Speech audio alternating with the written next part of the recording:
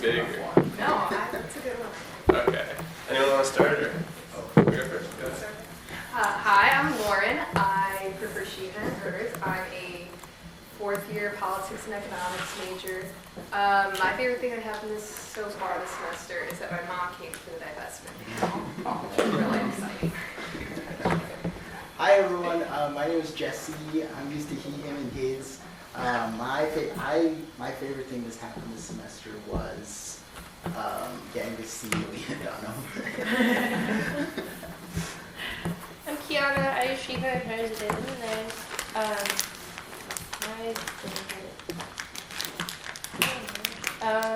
Having all my friends back in one place. I'm Kiki. I don't have any preferred pronouns. Second year. My favorite thing this semester is probably my schedule. It doesn't matter.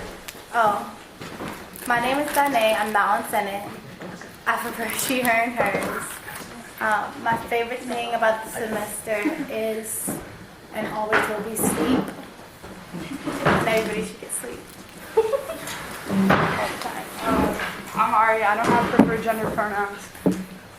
What's the question? What's your favorite thing about the semester That's happened so far. that's happened so far? I was gonna say drag ball. That's not happening this semester, so might as well just withdraw now. No, just kidding. Favorite thing? The LC party this weekend. Hi, I'm Andrew. I'm first year. My favorite thing so far is that I got into some badass excos. I was really interested in. Hi, my name is Paul. I use he, him, and his. Favorite thing about this semester is probably just being back with all my teammates, having fun playing lacrosse. My name is Peter. I'm a third year. I prefer he, him, and his. And my favorite thing this year has been teaching the hockey exco, which is really awesome. Like teaching us how to move people how to ice skate. It's like I learned how to play hockey recently, and it's really cool passing that on to people who've never skated before. Should probably be our guest also. My name is Tani. I graduated in May. I prefer he, him, and his. And the favorite thing that's happened this semester is the Plenary Good Show concert on Friday. It was awesome. On Thursday.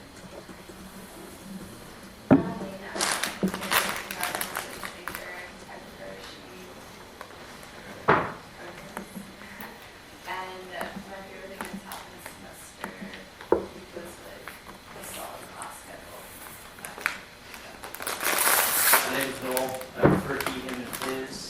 I'm a fourth year environmental studies and economics major. My favorite thing about this semester so far is I started doing the next change in my life. I'm Zia, second year, he, him, and his, and so the best part of the semester so far is the new season of House of Cards.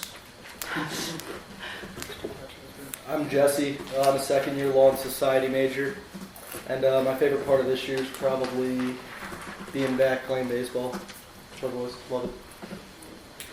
I'm Mia. I prefer she, her, hers. I'm a second year politics major. And my favorite thing this semester so far is being done with swim season. And I apologize in advance because we got back really, really late last night, so I'm exhausted right now. Hey everybody, I'm Harrison. I'm a second year. For Jennifer, he, him, his. Favorite part, probably actually genuinely enjoying all 4 of my classes this year. First time that's happened. Hi everyone, I'm Hope. I'm a third year politics and law society. I prefer she, her, and hers. And I thought it was a really awesome seminar on the presidency, and it's just so much fun. Hi, I'm Rachel. I use she, her, and hers. I am a fourth year, and my majors are sociology and East Asian studies. My favorite thing was probably going snowshoeing yesterday. My name is Mahmoud. I'm a second year. I see him and his. I've been afraid of shrimp my entire life, and then 3 days ago I had shrimp and I enjoyed it. So that was like a getting over a fear type of thing for me, so I enjoyed that. I think that's his story. I don't know what to say after that. Eric, he, him, and his, on a totally selfish level, I got Apple TV this weekend. This little box now means that I can watch more crap than I possibly would have time for. And on a much less self-absorbed level, I did a walkthrough of the South Campus Fitness Space on Friday. It's going to be fantastic. So, Do we know when? when it's going to be fantastic? There's going to be a soft sort of dedication. A member of the board gave a significant amount of money to help fund the project. So there's going to be a soft sort of opening in the first week of March. It's going to take a little bit longer to get the equipment in, probably by mid-March. But that's one of the reasons why we did the walkthrough. I wanted to see how much equipment was needed for the space, the size of the space. And I think what we're thinking is probably something along the lines of starting with, something like 6 treadmills, 6 ellipticals, and 6 sort of exercise bikes in the space, and there'll be a large space for like yoga classes and things like that. And that should be sometime in March as well. So it's exciting. It's going to be open 24 hours a day. Yeah, I would assume. I mean, it's going to be swipe card access. It's going to be air conditioned. That's good. Anybody who's worked out in Phillips in the summer understands why that's important. And then we had a new. You want to introduce yourself? My name is Sarah. I use she, her, and hers. Yes. Like, favorite thing about this semester, is that what you agree? I don't know. Walmart is already selling Easter candy, which I love. So that's my main highlight. Oh, hi. Is it just like regular intros? Yeah, name. And favorite thing so far this semester. All right. Hi, I'm B. I don't have any preferred gender pronouns. My favorite thing this semester has been finalizing my schedule finally after ad job. And I'm Aaron Apple. I'm a second year politics and moving into law and society double major. I prefer he, him, and his. And my favorite thing so far this semester was seeing Billy Joel last night back home. It was so much fun. Yeah. Not really related to Oberlin. But anyways, are we going to do ground rules to start off? Yeah. Okay. So we're going to divert from our normal agenda right now to Justin. I've got a little statement to make. I hope that's okay with everyone. I'm so sorry, but I am going to resign this semester from Senate, and I just wanted to talk a little bit about that with you all. So I have a statement that I wrote, and I'll email that out, but I just wanted to sort of talk it through. I was elected in the fall with the hopes that I could help sort of reform Student Senate and help it better live up to its responsibility, which I felt was to represent all students and to work for increased student power and representation in college decision making. And I don't think that I've succeeded in that. And with sort of the little time left that I have at this place, which I really love, I've come to the conclusion that I think my time is better used elsewhere. And I hope that you'll accept my respectful resignation.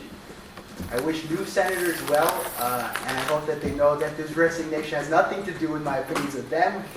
And I also hope that they push this body to focus on making process just and inclusive and effective. And I think that might mean making it more transparent. It might mean making enforcement of rules and bylaws more strict. And it might mean making cooperation and collaboration among senators a new norm. I also like to encourage them to engage in generous and smart collaboration with their fellow senators, something that I think was sorely lacking throughout my semester of service in this body. By generous, I mean collaboration that acknowledges and accepts a diversity of thought, opinion, background, vocabulary, and capability. By smart, I mean self-critical and constructively critical of others, of institutions, including this one, and the college's administrative offices and organization, of language, which includes the language of the radical left, which defined vaguely or left undefined becomes a tool just as stagnant and oppressive as the rest. And by smart, I also mean politically strategic, keeping in mind that the acquisition of institutional power when you're morally right and responsible is a good thing. By collaboration, I mean work together, because representation is really hard and complicated, and none of us can do it alone. But above all,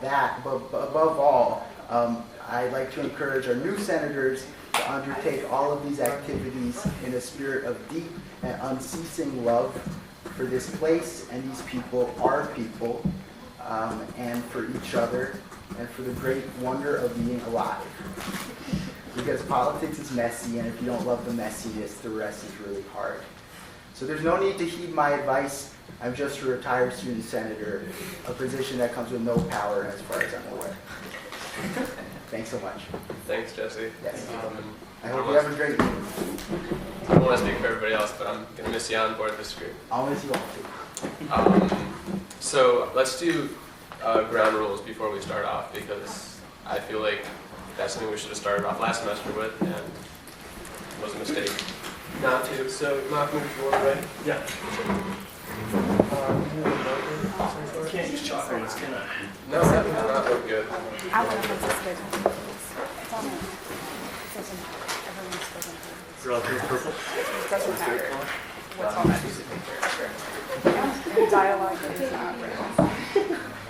Dialogue is a liberal society. Yep, that's gonna be awkward. Again? Okay. All right, just raise your hands and if you want to throw anything on the ground rules.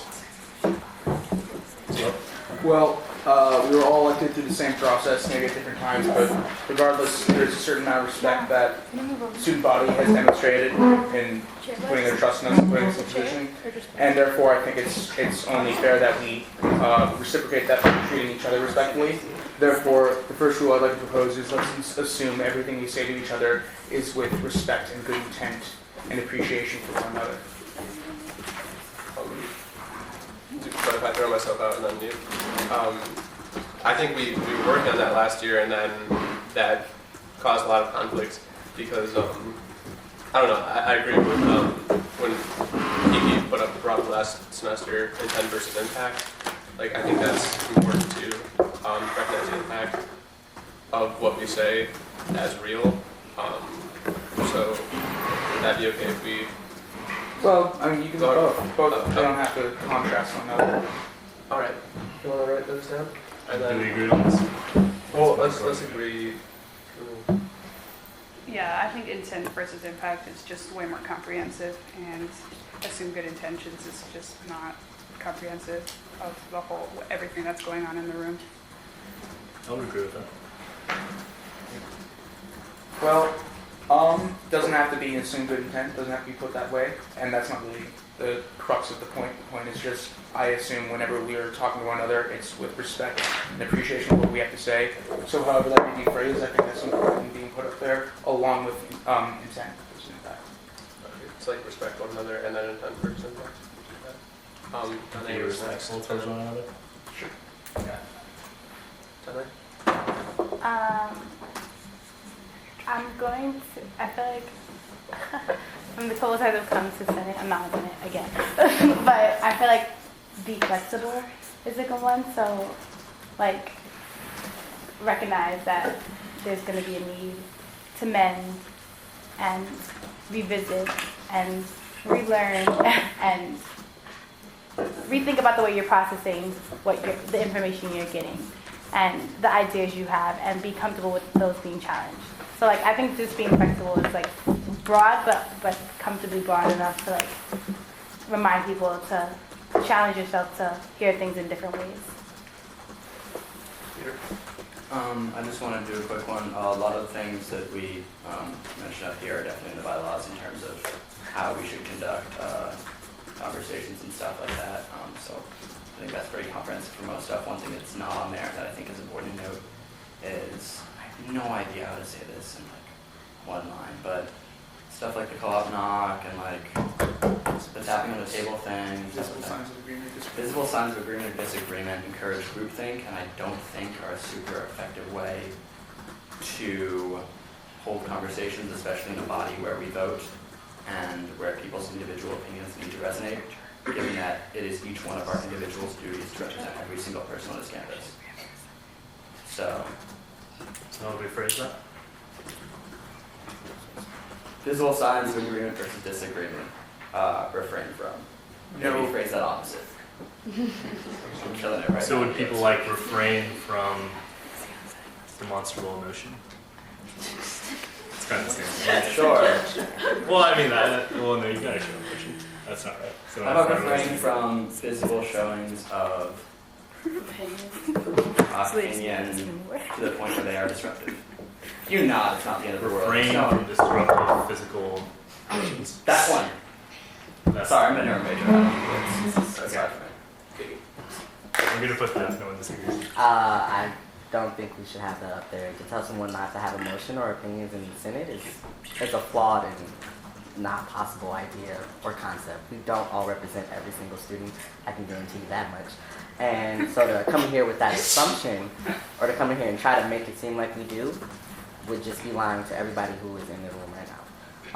And also to tell someone that they shouldn't show like forms of agreement or solidarity with people we are like in the space with, especially with how contentious and uncomfortable and inaccessible this space can be sometimes. I think like you may be very comfortable in this space. However, I don't know. Yes, no, maybe. But to say you can't, show support for the people you agree with is, I think, very dismissive. And I definitely don't feel comfortable having that up there as something that I'm not allowed to do. Or me nodding my head is considered disruptive. This is not a classroom, nor are any of you guys parents or authorities sitting in. So therefore, like, for you to dictate how I respond to people is kind of not okay. Peter? I said that nodding is like totally chill. Like obviously people show emotion, like that's a thing, that's how we are. I was just literally saying, the reason we have stack, the reason we all get the chance to speak and why everyone can speak is so that you can express your support for people by actually saying constructive things. What I'm trying to avoid is people being drowned out and people being intimidated, everyone being intimidated by anyone, knocking to something that disagrees, or people getting booed, or people trying to talk over someone else. I'm just trying to make sure that we all are able to speak and actually be comfortable, rather than anyone feeling like they might be drowned out. I'm not saying that, I'm entitled to your opinions or to support anything, and when I said everyone represents everyone, I don't mean that is actual. I'm saying we live in a non-districted system. Every student votes for every senator. Our job is to attempt to represent the wishes of everyone as best we can. Obviously, based on different knowledge and different backgrounds, that can be difficult. But, to the best of our ability, we need to represent everyone, not just our friends and the people we know. Zio's up next. I think I agree with you. I think opinions and emotions are possibly the most important aspect to this environment.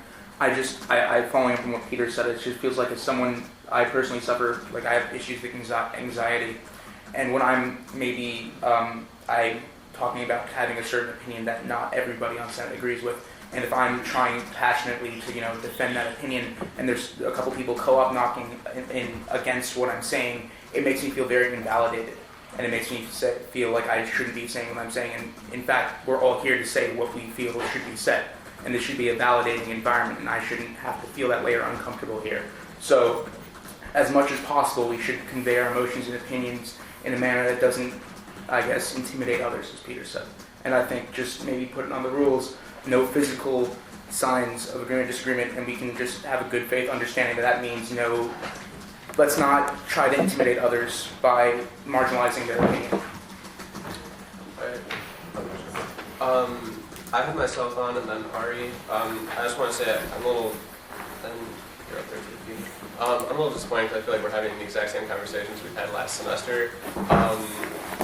I feel like we can trust people to, I don't know, so I think I can go under like be flexible, intent versus impact, like like when somebody's talking and they say something and then like everyone's caught knocking with that, like recognize that while you have the intent, like I can trust people to do that. Like there's an impact, like what you said, Zia, like you might feel that you don't want to bring what you say anymore to the table. And like that's not good, that's a negative impact, regardless of the intent. I don't think we need a new ground rule for that though. I think that's just something we can trust people with.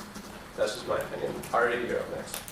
Yeah, for me, I think maybe something new to this conversation is like problematizing the idea of dialogue, and that it's like everybody comes to the space with sort of like equal, like for example, anxiety is very real and comes from like, I mean, anxiety is in some ways like linked to like, you know, ableism and not recognizing anxieties that come at the, you know, like I had anxiety at last week's plenary and I had to, you know, leave and no one gave me shit for it, you know. So like, I think like just knowing that like we all talk about this space as like, you know, well we use dialogue as a means to sort of express ourselves, and just know that dialogue is very limited in sort of providing everyone an equal space at the table. For example, like everybody it's a basic understanding of the ideas of privilege and oppression. So I think just not to hold so much like faith in this like notion of equality through dialogue, because I think it's false. So in that manner, I'm not sure if the logic behind like very like, controlling the sort of things that are conducive to like positive dialogic exchange is that important. I think I agree with Aaron in that we need to just, I don't think we need a whole nother rule. And also the second thing I wanted to say is that everybody, again, like processes in very different ways.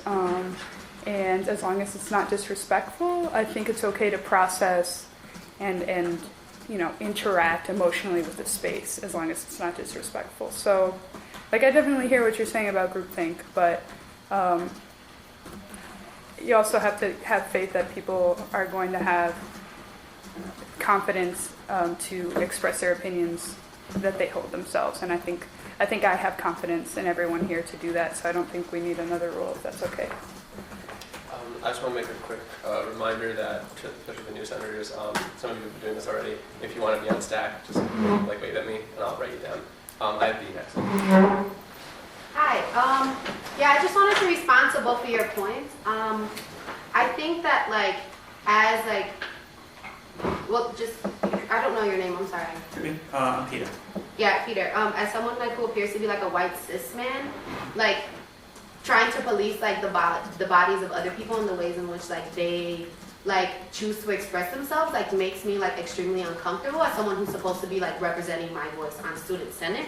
I think that people's bodies are policed enough, be it like women with like reproductive rights or like anybody with reproductive rights, and like people of color, like their bodies are constantly policed everywhere all the time. And so to say that like I think that you shouldn't like express yourself in a way that's like distracting. Well, it may be distracting to you, but it may be affirming to somebody else. I do think that positive like affirmation is like important and real and like productive for spaces.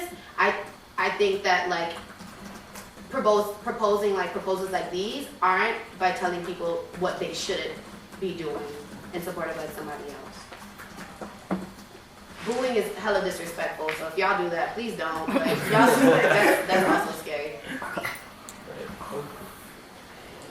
Oh, okay. So I had more like a question. So I think the way I see it right now is that this whole knocking or affirming goes with the intent/impact. Is that true? Like what you're just doing right now? And I think that, I don't know, I feel like the Peter's initial idea about groupthink is really important.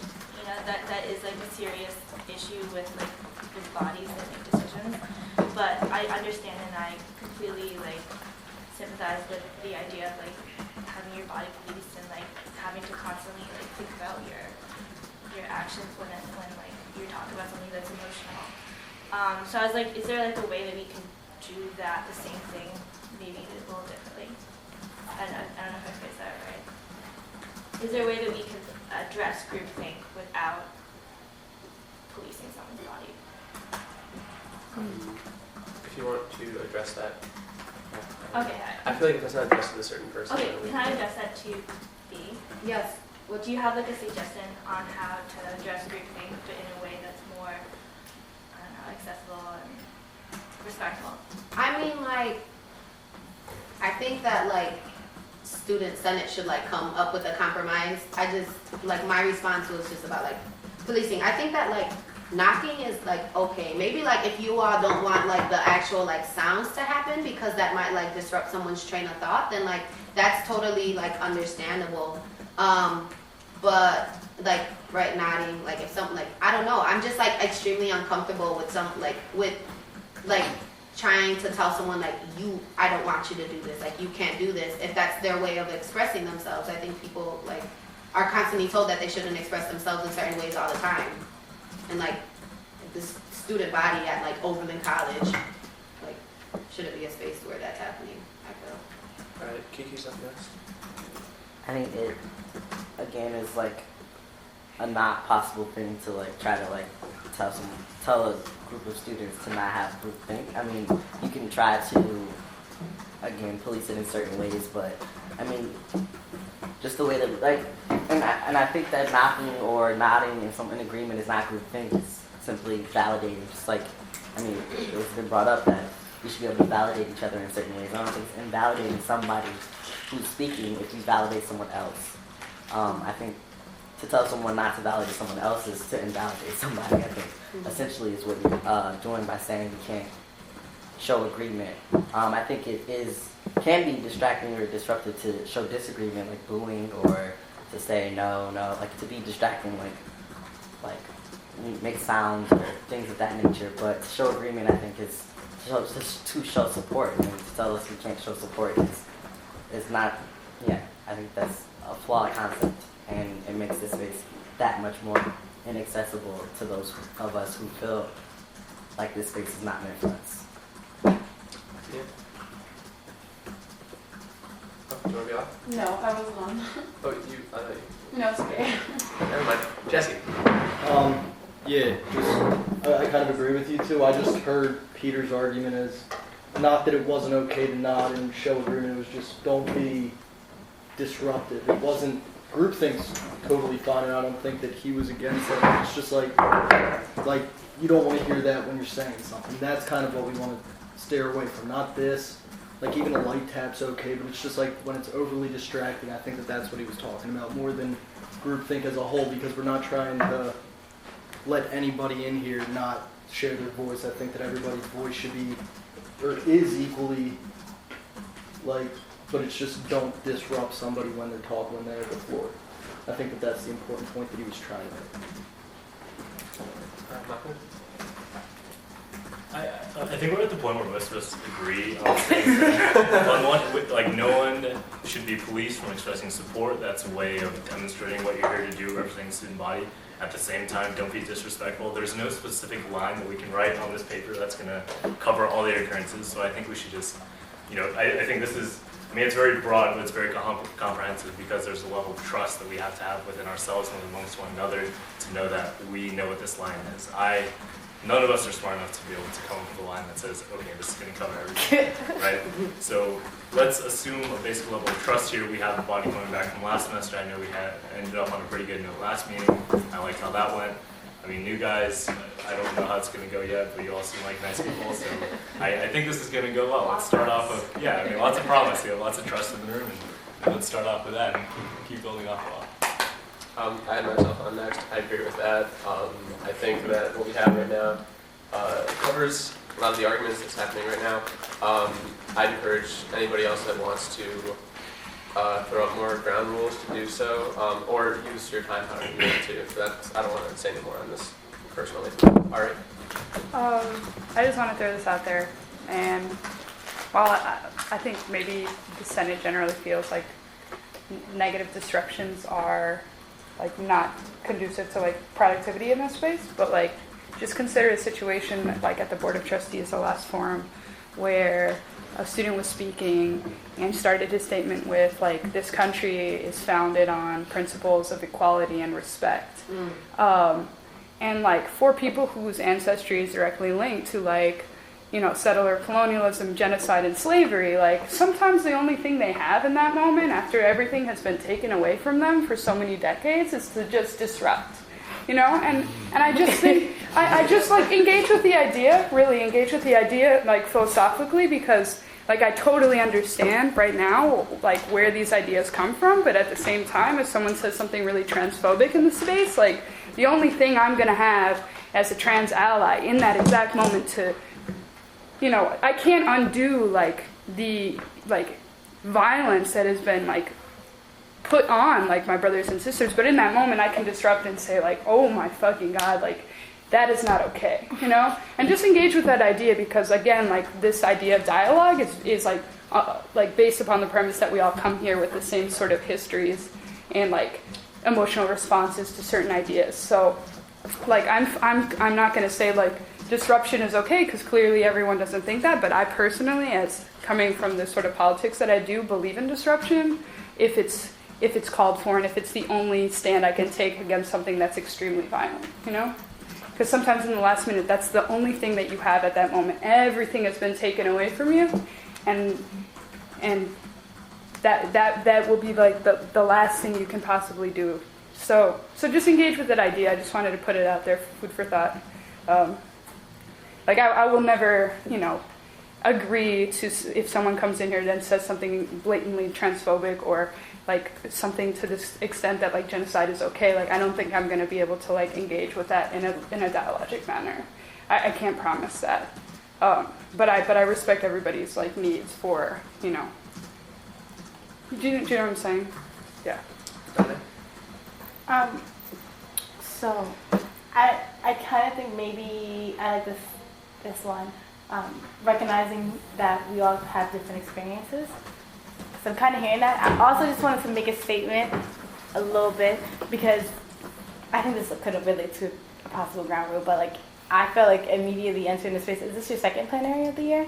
This is our first with the full team. So first, and like there's already so much tension.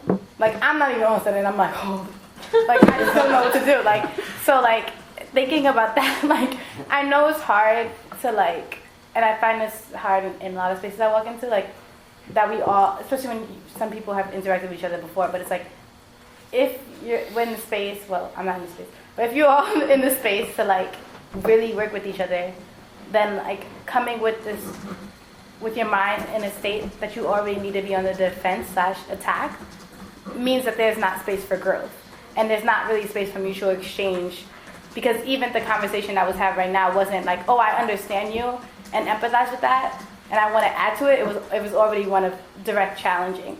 So I don't know how to like help you absolve that issue, but like if you're gonna be any type of, I'm not gonna say productive because I hate that word and don't believe in it, but like functional and helpful with each other, then you have to realize that. And I think that goes with like, people come from different experiences. Like no one knows like what people have been through, and like that's fine. And like just think about that in the way that you listen and in the way that you speak.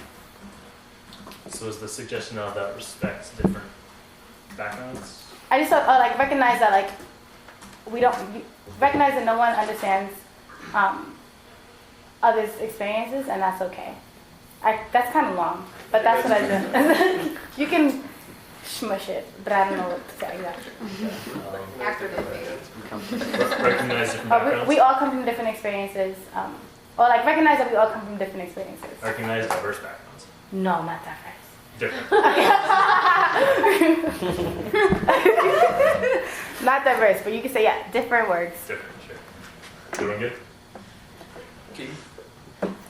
Yeah, I definitely see what Dane is like talking about, as in like someone may bring up something that is violent or hurtful or somehow like offensive to someone else at the table, and then that person will address that, and then it's on the defense, and it's on the defense from there on, and that's where the conversation goes back and forth. It's just like, oh, but I recognize what you're saying, but oh, I was only trying to do this, that, and the other. Well, as long as you recognize that should be the end of the conversation, essentially. I mean, unless you're trying to defend something, and if you're trying to defend something that is like offensive or hurtful to someone at the table, that is why the conversation goes back and forth, because clearly the person doesn't recognize why that's not an okay thing. And so I think that's something that we should try to avoid as much as possible for the rest of this plenary, because it's definitely something that existed all last semester, where it was a lot of back and forth. And we should focus on like hearing people with what they say and moving on, you know. I think that's, I don't know, that's not a ground rule, but it's definitely something that senators should be aware of contributing to this space. All right. I just have one more. Take care of yourself and like, I don't know, just like if you need to leave the room or if you need to do whatever you need to do, like there shouldn't be stigma around that here. Now, but treat yourself. Take care of yourself. Take care.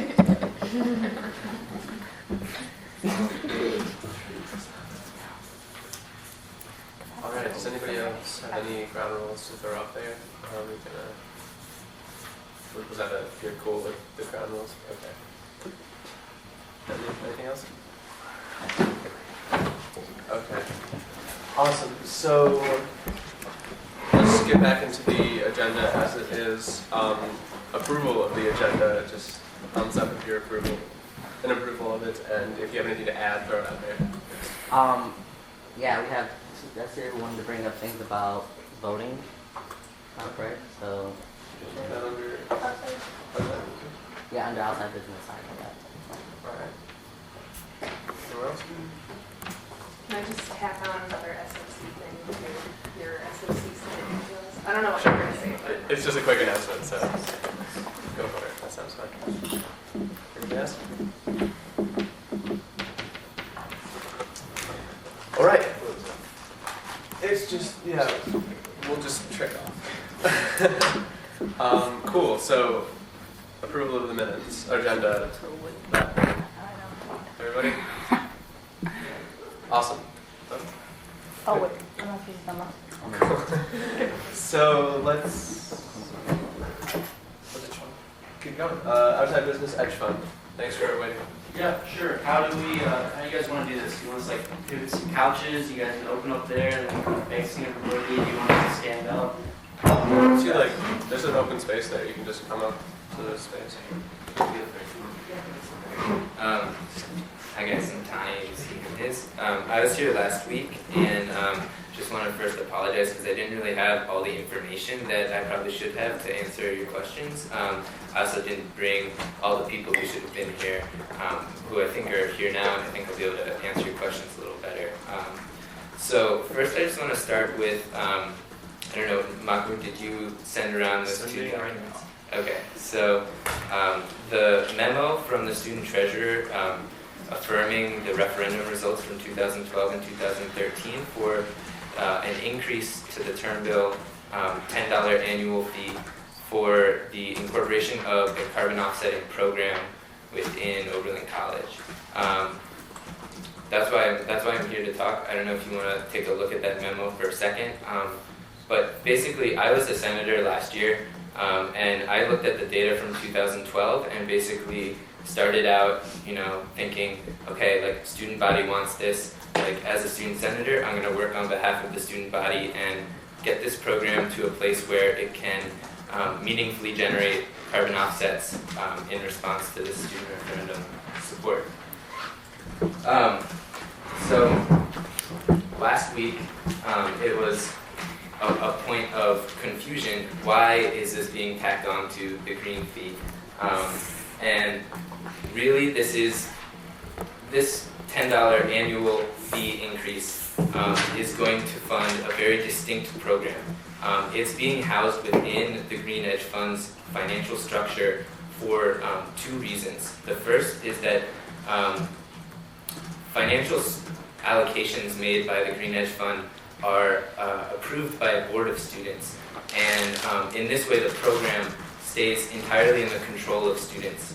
There's oversight from facilities and from the Office of the President, but there hasn't been an Edge Fund proposal that has been approved by the student board that was then shot down by those administrative oversight people.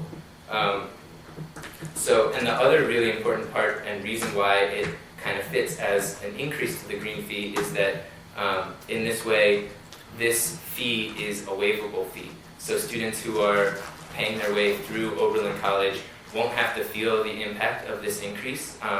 They can waive it and get a refund for that money. So the form that this program is going to take, it's going to have its own programmatic structure. There's a staffer who will be involved kind of ensuring that the funds allocated from this annual fee will go towards meaningful projects. And there's going to be a separate website to ensure that the student body has an outlet somewhere it can check up on the projects and see what's going on, where each project stands, so that there's a good outlet for information. And the final component of how it will be distinct is that within the Edge Fund there are separate accounts. Currently there's like the efficiency loan account that holds a certain amount of money, and there's a sustainability loan sustainability grant account. There's going to be a separate account for carbon offsetting. So the money from the annual fee will go directly to that account, and the only thing it will be spent on are carbon offset projects. So that's kind of why the connection to the Edge Fund and the green fee increase kind of makes sense to me, and why I think it's the best fit for this fee increase, because it's a concern within the administration that they don't want to add a new line item because there are so many line items on the term bill already. That was not an option, so I think this is the next best option. And then lastly, in the documents that Mahmoud sent, one of them was the memo, the other is kind of an info sheet. The first paragraph kind of talks about how Oberlin College is striving to has a commitment to be carbon neutral. And the current plan that the Office of Environmental Sustainability, when they're asked, are we going to reach carbon neutrality by 2025? What they say is, yes, we are, because historically we have purchased this amount of offsets, about 6,000 or 7,000 tons of CO2. And in 2025, they estimate that a similar amount of offsets will be needed to reach carbon neutrality. So they say, yes, right now what we're doing, we're focusing on energy efficiency and on locating other sources of fuel, renewable sources of fuel. And then once we get to 2024, we'll have an idea of how many carbon offsets we're going to require, and then we can just purchase those on carbon offset markets that are global markets. And those projects, that funding that Oberlin College would be investing in its own sustainability would go to fund renewable energy projects largely around the world, and the prevention of deforestation, which, don't get me wrong, I like those projects a lot, but I think it would be better to keep Oberlin's investments in sustainability in the area local to Oberlin. If you see on the info sheet, there's the box in the middle is the projects that would be funded. The money would be going to local farmers, to local homeowners, and local dairy farmers. So that money, instead of being sent around the world to these various large-scale projects, would impact individuals in our community.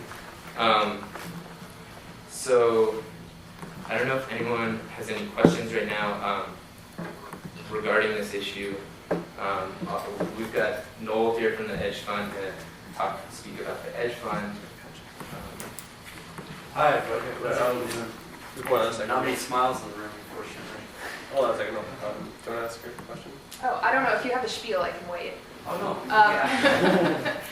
Yeah, I'm wondering about the waivable fee. One of the big problems that we had with Article 11 last year was this waivable fee, and that the onus was on, obviously, the student organizations that use Article 11 are very different from the Green Edge Fund, but I saw on the website that it's the first 2 weeks of class you have to waive the fee, but I'm not sure how much publicity there is about that.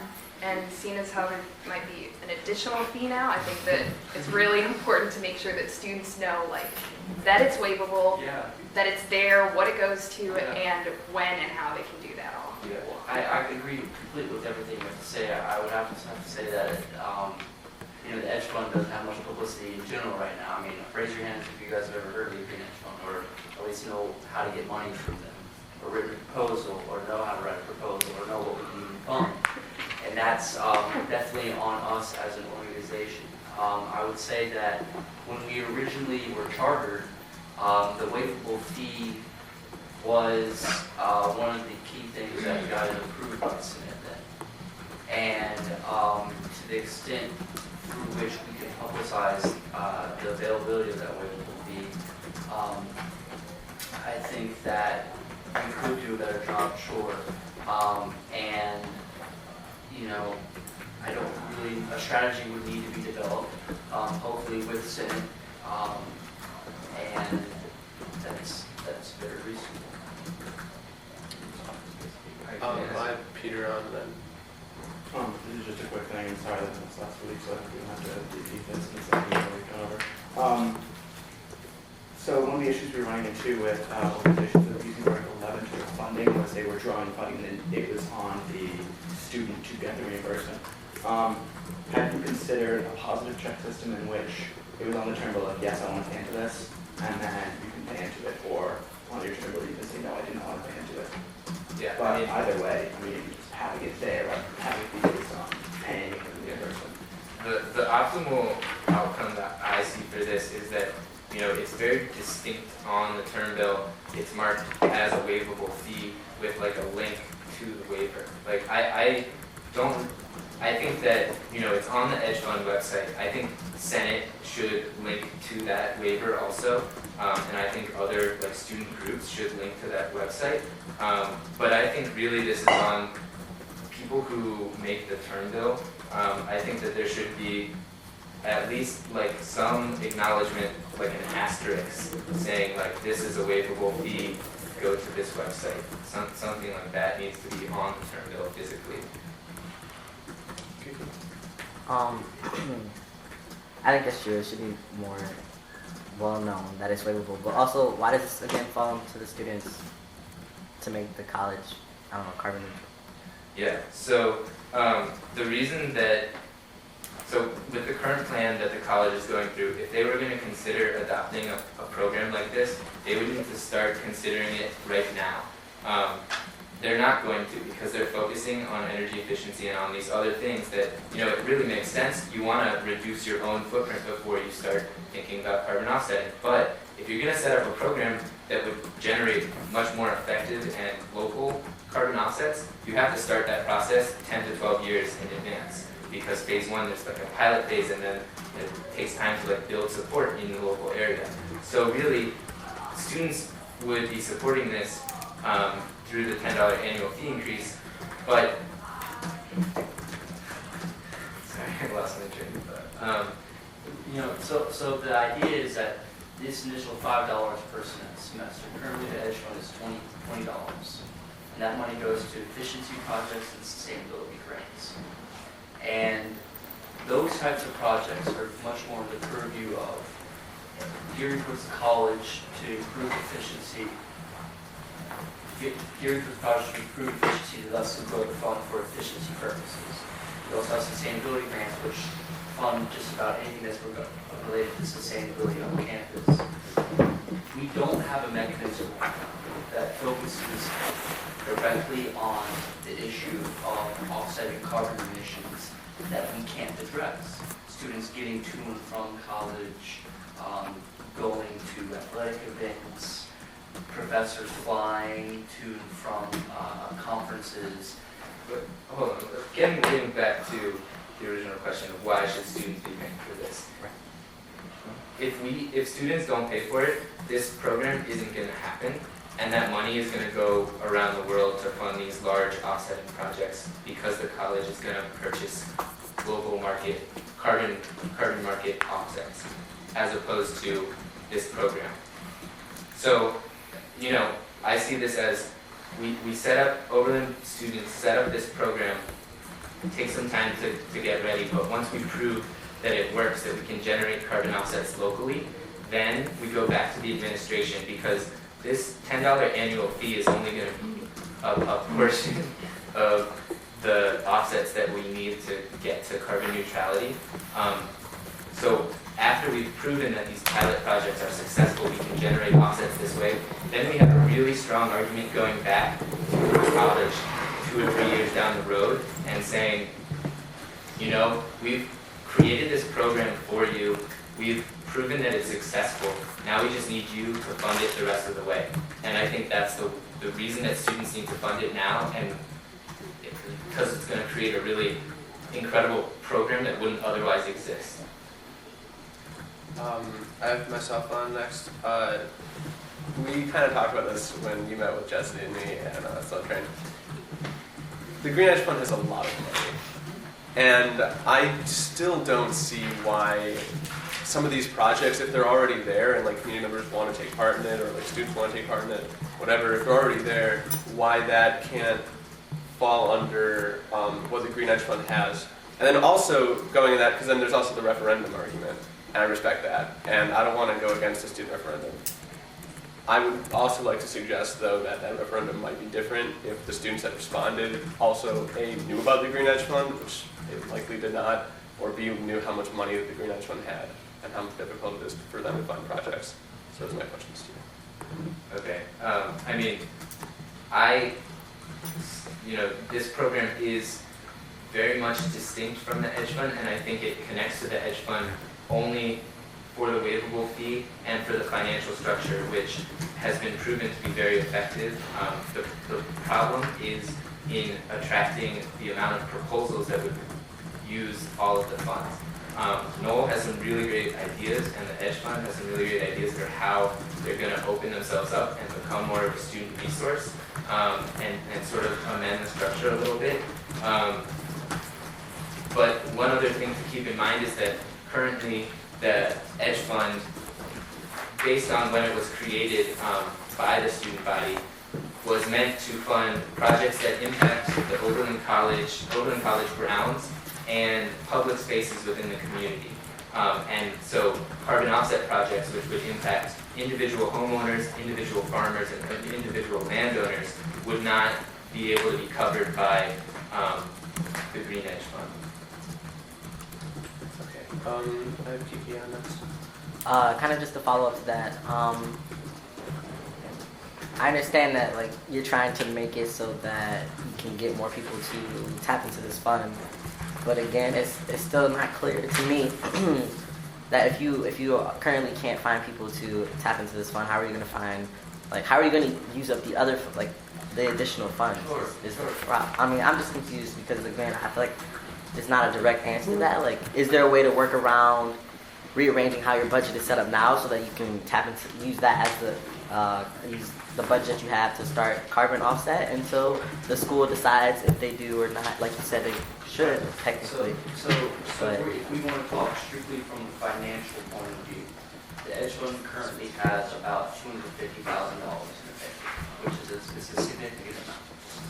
Now, the issue with that money is that it has fairly strict boundaries to which it can be invested.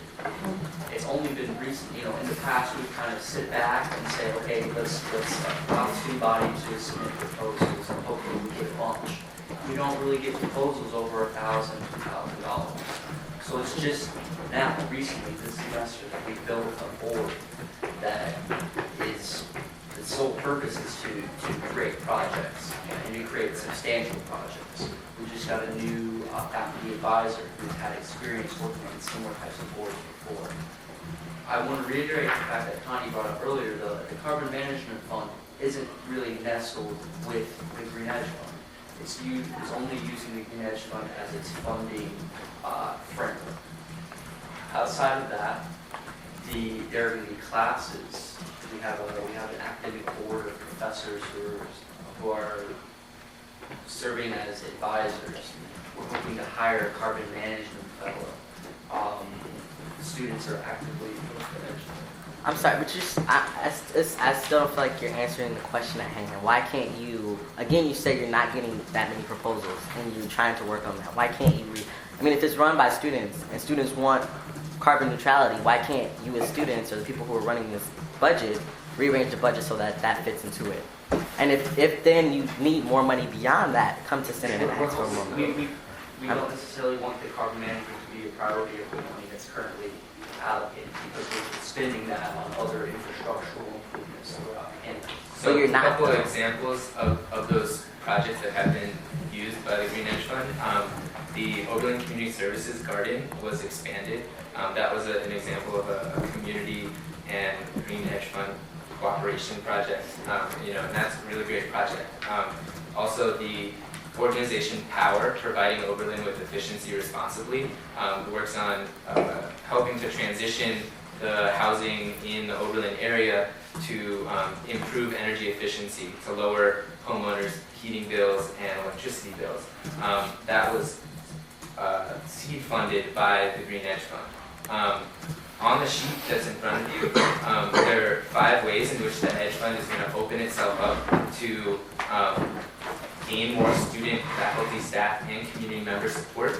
And one of the main ways, I think it's number 5, is working with the Bonner Center to find more of these community partners to let them know that we want you to send us proposals, to solicit proposals from them and from the people who are parts of those organizations. I think it's sustainability grants, which is the main part of the Edge Fund money that is left over right now, is an incredible opportunity for students to create programs that are going to have meaningful impacts on this Oberlin community, on campus, not on campus. You shouldn't get rid of those opportunities, because really the Edge Fund hasn't done the reaching out to those groups to see what might be beneficial from that, and I think that could really benefit the community that's around this campus. So I want to kind of unpack the framework through which I'm looking at this, and correct me if any point I'm wrong. So this is being created as an instrument so that the college can reach its carbon neutrality goals. That is the principle, correct? And so what do we know from that? We know that in 2025, the college has to purchase a certain amount of offsets in order to reach this goal. And so we've outlined 2 very clear and different paths. Either we're going to create this program and make sure that this money stays in Oberlin, that's going toward projects that benefit the community and the college, that's coming from students, or we're going to trust the administration to outsource this money somewhere else to where it's not going to be benefiting the community, just so you can have a quick fix. Since we know the money is going to be spent either way, I'm much more comfortable with having it be spent here, since we have some kind of say in what that process is going to look like, whether the projects are going to be, students are going to be controlling that process, and I'd rather have us in charge of it, and rather have the results be something that we see than the administration saying, okay, we're just going to save some forests in Brazil, and that doesn't necessarily help anything here. Ari, were you on? Yeah. I don't even really know what a carbon offset is, so. Oh, yes, sorry. And then I have a follow-up question, but can you, maybe that'll help me. Yeah. So a carbon offset, you're heating, the heating for this building, they're burning coal right over there, and that coal is turning into steam and it's coming to us and it's heating us. But when you burn the coal, there's carbon that's going into the atmosphere. So a carbon offset is a project that is going to reduce CO2 emissions. It's gonna sequester, like pull it into plant matter by planting trees or vegetation. So it's either sequestration can happen within the boundaries of your institution. So if we planted more trees out there, that could count as a carbon offset. But if we simply reduced our footprint by switching from coal to natural gas, that only counts as a reduction in our overall footprint. It would be double counting that reduction if we then counted it as an offset as well against our other emissions. If you impact the emissions of another institution, another group, another homeowner that is beyond the boundaries of your institution, then that reduction can count as an offset for your institution. Does that make sense? It's kind of confusing, sorry. No, I think I get the premise. Yeah, I'm really concerned about in this proposal the sort of ongoing large-scale architectural developments.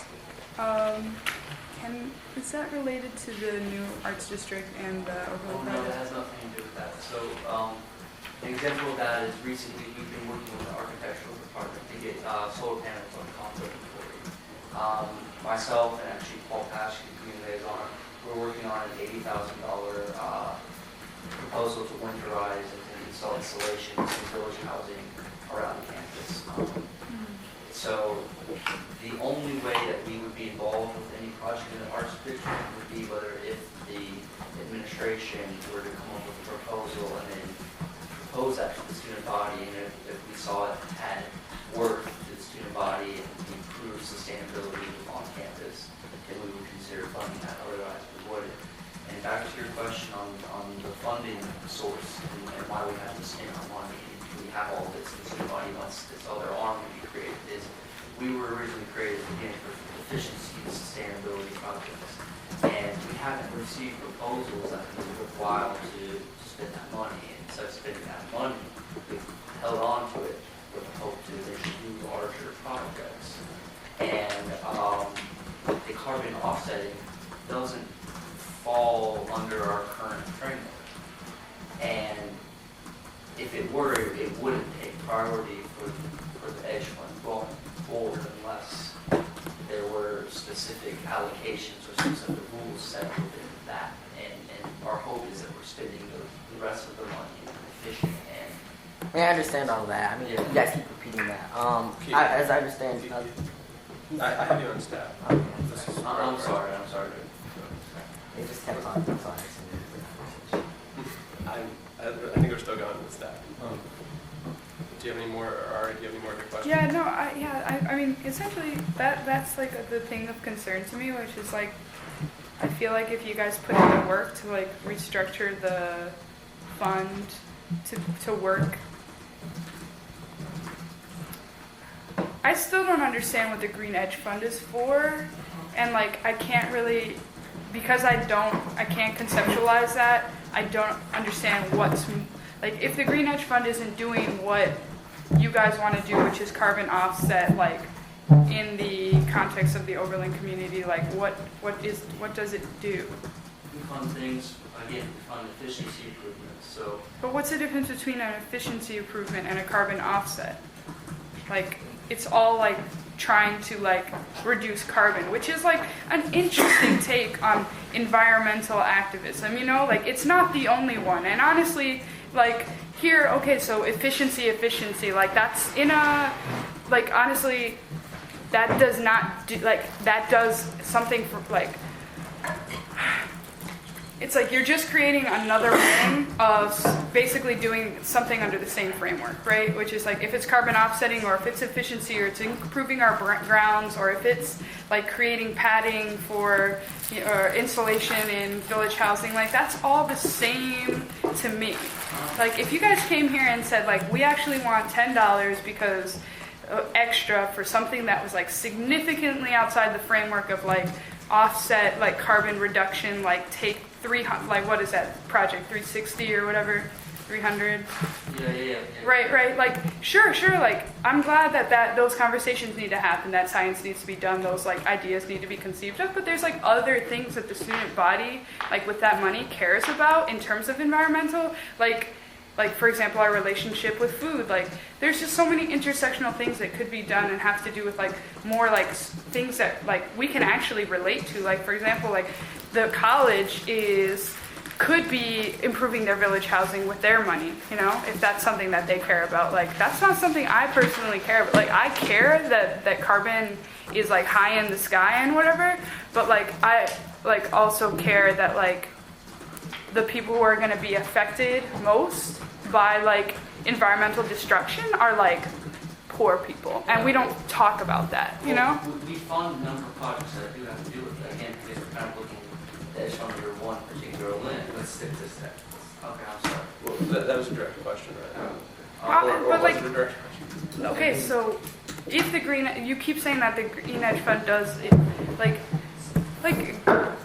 come, like tell me what the Green Edge Fund does in an honest way, and I feel like I could engage in this conversation. But without it, I'm just like, you just want more funding for more like carbon-y projects. I think a lot of the ideas that you're talking about would fit within a sustainability grant and would be an incredible sustainability grant project. Food justice, environmental justice stuff, that is an area that the Edge Fund wants to fund projects in. You just need to propose the structure for that project.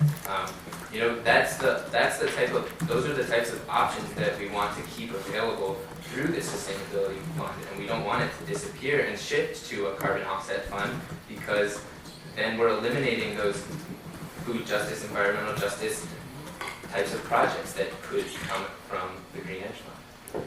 Yeah, I think that's like the reason why you don't get proposals is because like nobody's got time for that. Like, go pay somebody to do that, and like maybe it'll happen, you know.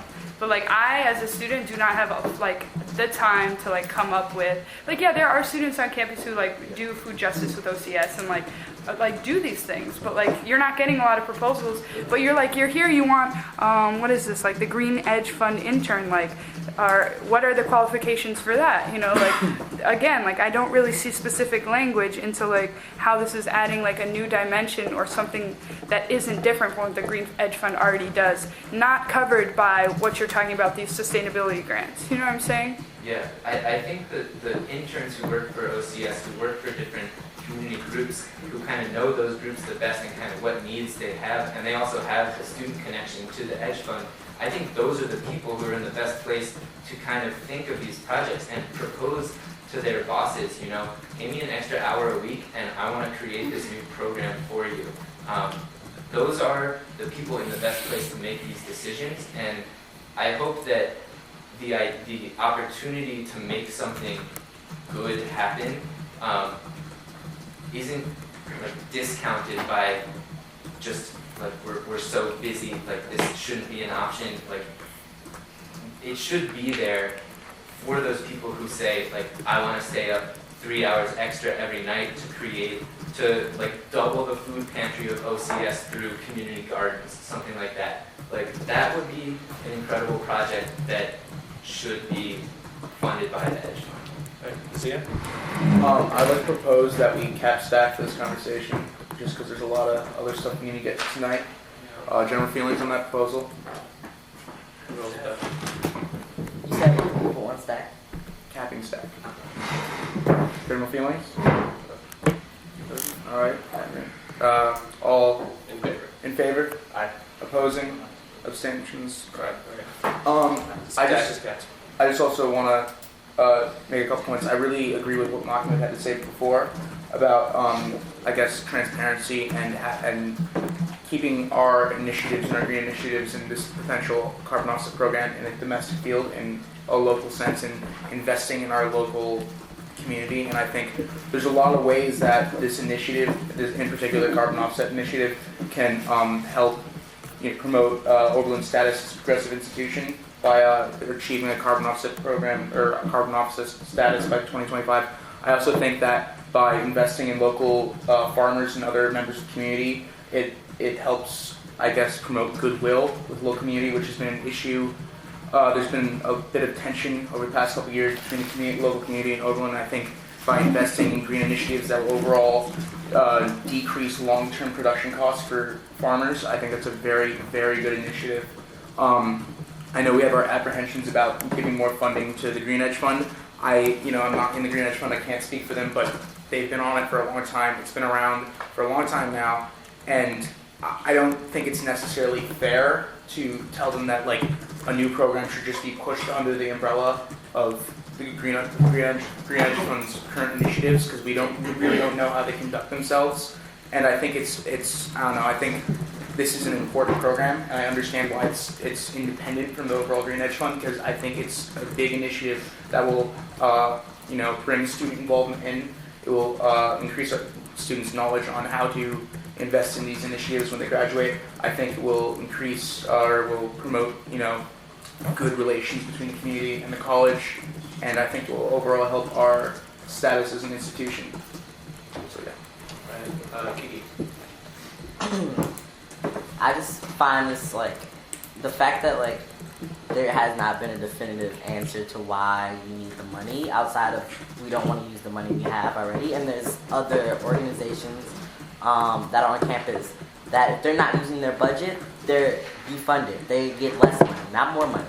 And so I find it really frustrating, speaking especially specifically to, for instance, the ELC fund, which works for the benefit of everybody on campus, and to break down systems or transform certain systems of oppression, yet we're not contributing $10 more to that fund. It's not a question, sorry.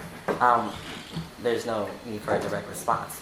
And so for you guys to ask for more money and not be using the money you're getting, you get $20 each semester, and so that you have $250,000, and you were getting $20 from every student this semester. The ones who don't,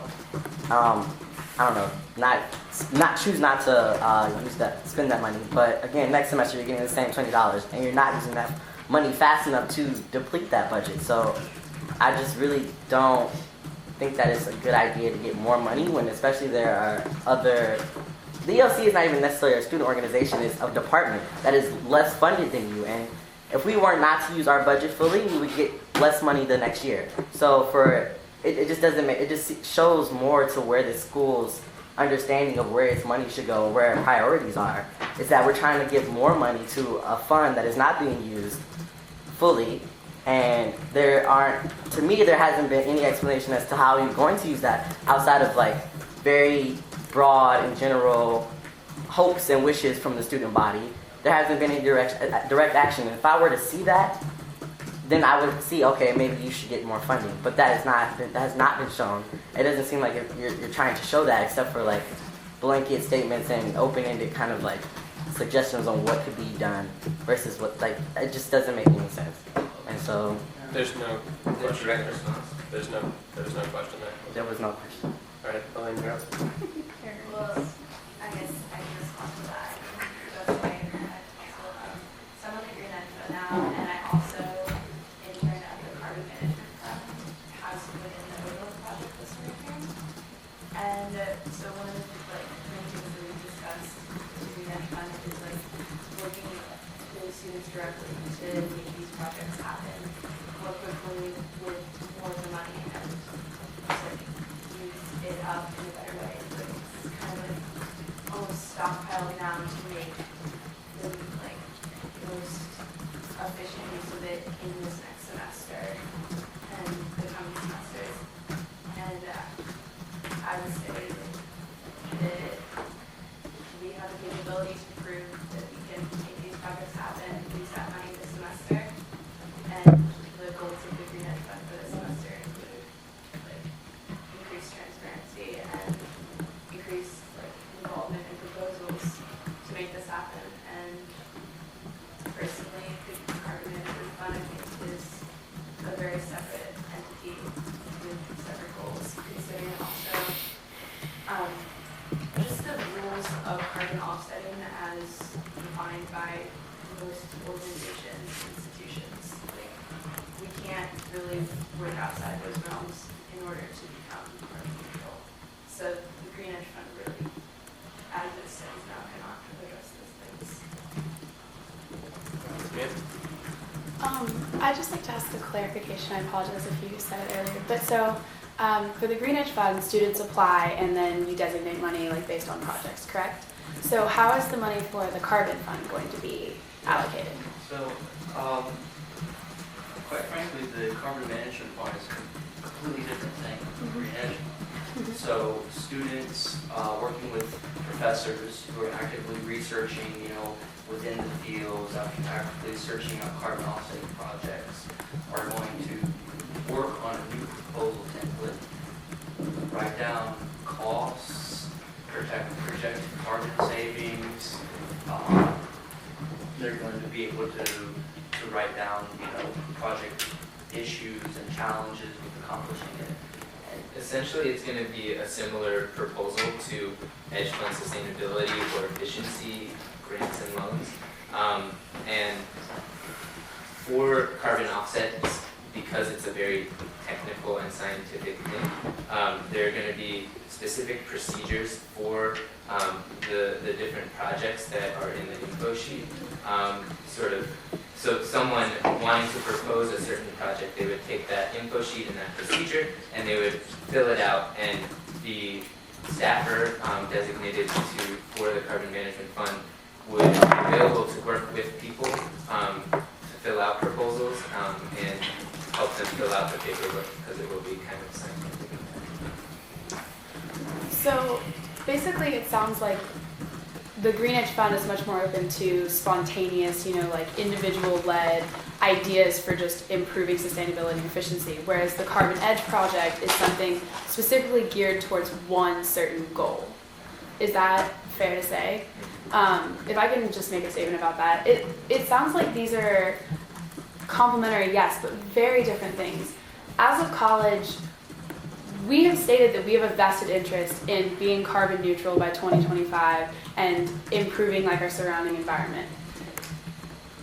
That sounds like exactly the kind of thing that we should be funding if we actually want to be the kind of institution that sets goals and reaches them.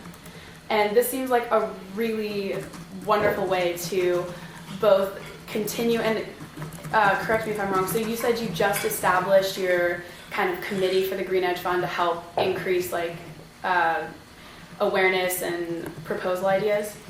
So this committee just formed. How can we, all of the problems that we're saying we have with the awareness, they've just created a committee to address those. Is that fair? I would say that we're working on new approaches to increase transparency, right. Especially working with our Green Liaison through Senate and coming up with a new framework again to disseminate information to the student body. Absolutely, and that sounds like a plan to address a lot of the things we're talking about now, which has not really had any time to see its results. So I would just say we should really think about this not as some random new tax or anything on our bill, but a way to reach our goal. All right, that was the end of staff. So I'd like to make a proposal. I sent out a resolution about 20 minutes ago supporting passage of a statement supporting the $10 increase. Everyone got that? Mm-hmm. Okay. Well, my proposal is on the table. General feelings? Can we read it? Should probably read it. We'll read it. You should read it.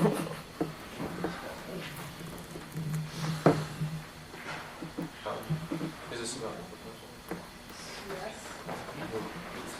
Well, I mean, it's about voting. We're clearly voting against it. Maybe we don't have to read it. I don't know about all of you guys, but I would definitely like to talk about this a little bit just as a body without the Green Edge Fund people to see how everyone's feeling about this before we vote on it, because we haven't really had time to discuss when we ask questions. Can we move it to decisions or? Yeah. Okay, so let's take this. Can you not? What? I mean, it's fine if that's what you want to do, but I would appreciate being around to hear not to see you vote or hear you discuss it if you want to do that as a body, but I don't know if there's a way to do it now so that We have other outside business to get to, and this conversation is going on. We want to respect the time of the other people who are in the room, and the decision will hopefully be made by the end of plenary, if that's okay. But we will also, I guess, take general feelings on that proposal at the same time. We have a lot of things to do tonight, so it's very possible we're bringing decisions. We can have to do next week. I'm not sure if first the timeline of this, it can't wait until next week for the board of trustees. We'll do it first. We'll do it first. Okay, we'll do it tonight. It has to be prepared by the 20th of February. Has to be the 20th. So that's investment committee.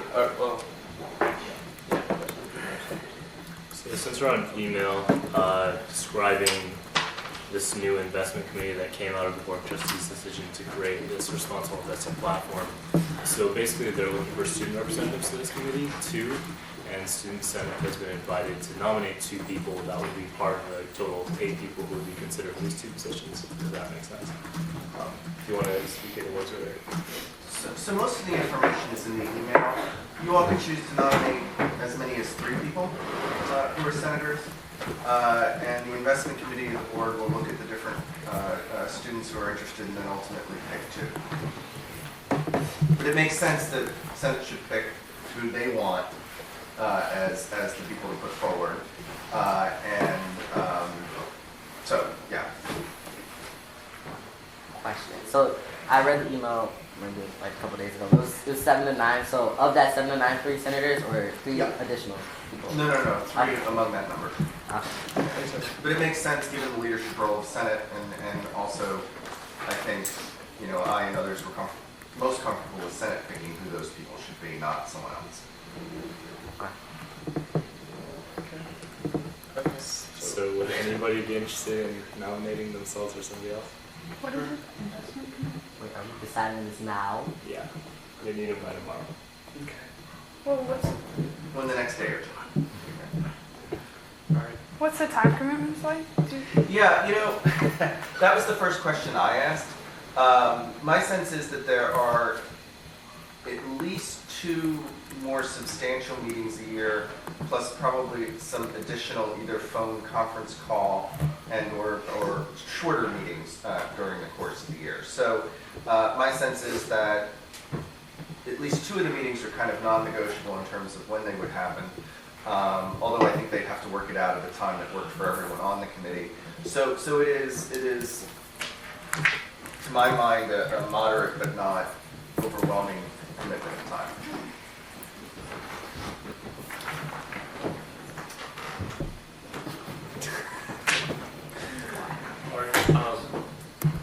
I had PPM next.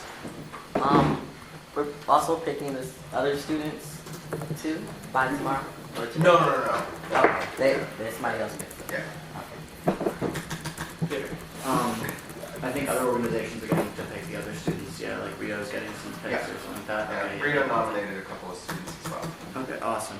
To the degree possible, I think there were those of us who felt strongly that students should pick. If the investment committee was going to pick in the end, that students should have the ability to pick who largely gets put forward. Sorry, yes, nominations for people. I nominate myself, Lakia AC, and Kiana Everly. Yeah, that's it. I nominate myself. Okay, Jesse. I nominate myself as well. Let me write this down.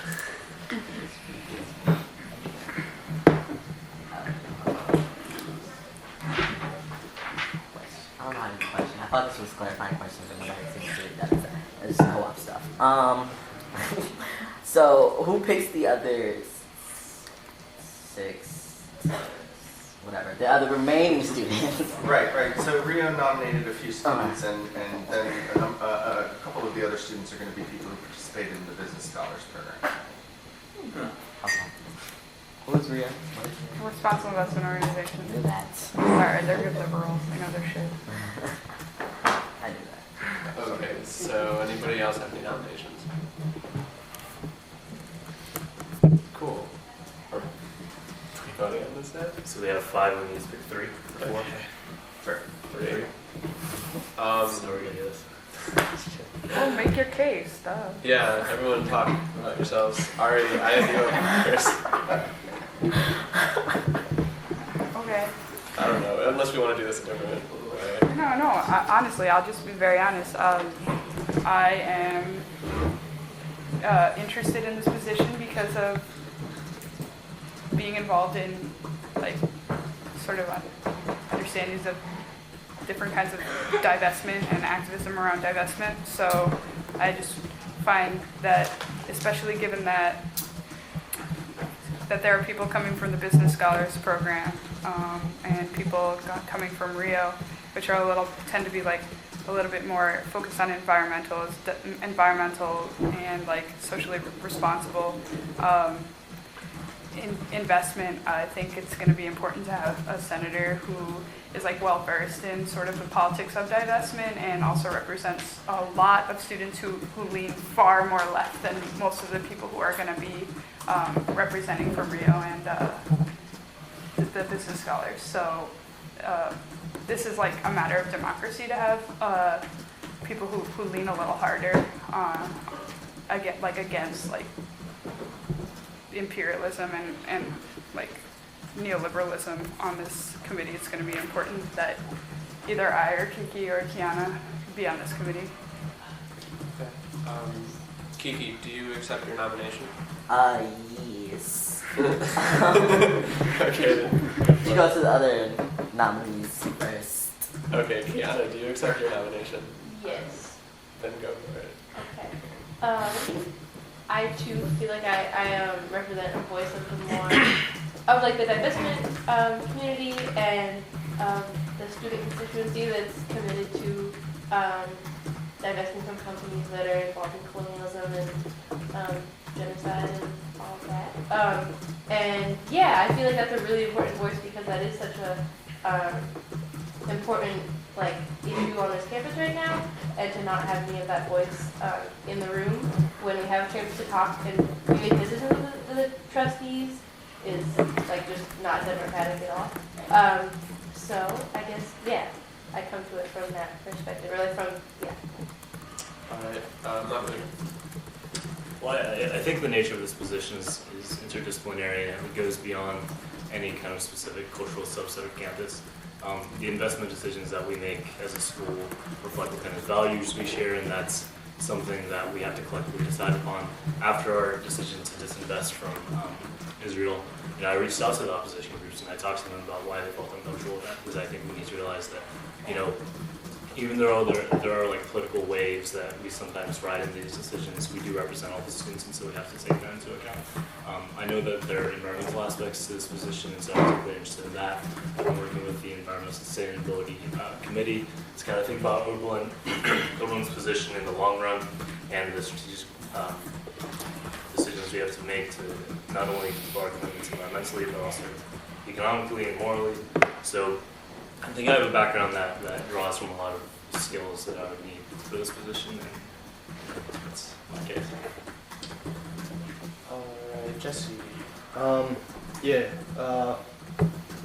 Throughout a lot of like my teenage years and on, I was very interested in economically friendly projects and all.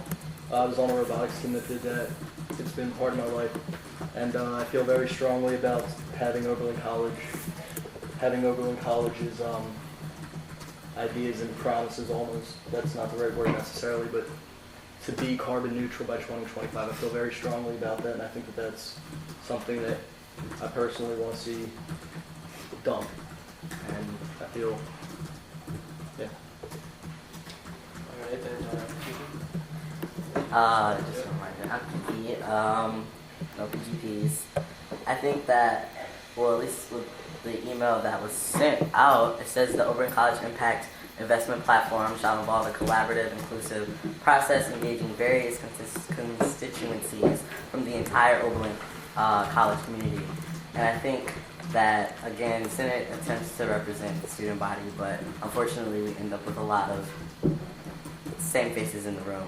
And I think that I bring a different perspective and a different part of that constituency to the table that a lot of you guys don't have access to. It's just the way it is. And I also think that this is not just a unbiased position as you entering into investment and economics of it and what's the right thing to do. You have to have an opinion. You have to have a stance on things, and I think that a lot of senators come into this room with the expectation and the assumption that, we have to be unbiased, you have to represent the student body, and that's never an unbiased thing. And so I think that, again, with what they're saying and what they're saying that they want a positive effect on targeted social and or environmental issues, and I definitely have opinions on a lot of social and environmental issues, as I just demonstrated, and I've also been really involved in the movement for Oberlin to divest. And so I think that should be definitely considered as regards who we're picking, and it can't just be someone who is going in there with the attempt to be unbiased, because again, that's never a possibility. We are human beings. There's no possible way to be unbiased. So, yeah, I have an opinion. Right. I propose that we go into executive session wherein we vote and all parties leave the room. Yes? Just a quick one. Just can you give maybe a summary of your maybe your knowledge background on divestment and just kind of what you know on the platform of why you would be the most effective in this position. Just in terms of like what organizations have You mean experience divestment from Israel or divestment in general? with. Divestment in general. It's like what other organizations you know about, what research you have. Right? Investment. What you know about investment. No, I'm talking about like divestment as like a political strategy and knowledge of it. Yeah. Although I would point out that this is a strategy of investment, not divestment. That's fair enough. Okay, sure. Investment. You're okay. Thank you. All right, so everybody, Okay, I don't know. that's directed at everybody? What's up? That's directed at everybody? Yeah, could I just like give a quick blurb about that? I just feel like useful. Go for it. All right. So yeah, Kiki, Kiana, and I were recently had dinner at the when there was the divestment symposium. So we were, like we're kind of on it. Like this is something that we put our time into, and also we work like closely with SFP, who. We also worked on like the Undocumented Student Scholarship Fund, which also although it doesn't really have to do with investment, put us in touch with some of the administrators who do work with the college's money, and it was I've learned a lot this year about that through those different avenues, and know that while some people do make the claim that it's difficult to sort of separate with our portfolio where certain things are going, it's also entirely possible. So that was something I took out of the symposium, and it's also with this sort of endowment that we have entirely in our right as well. So yeah.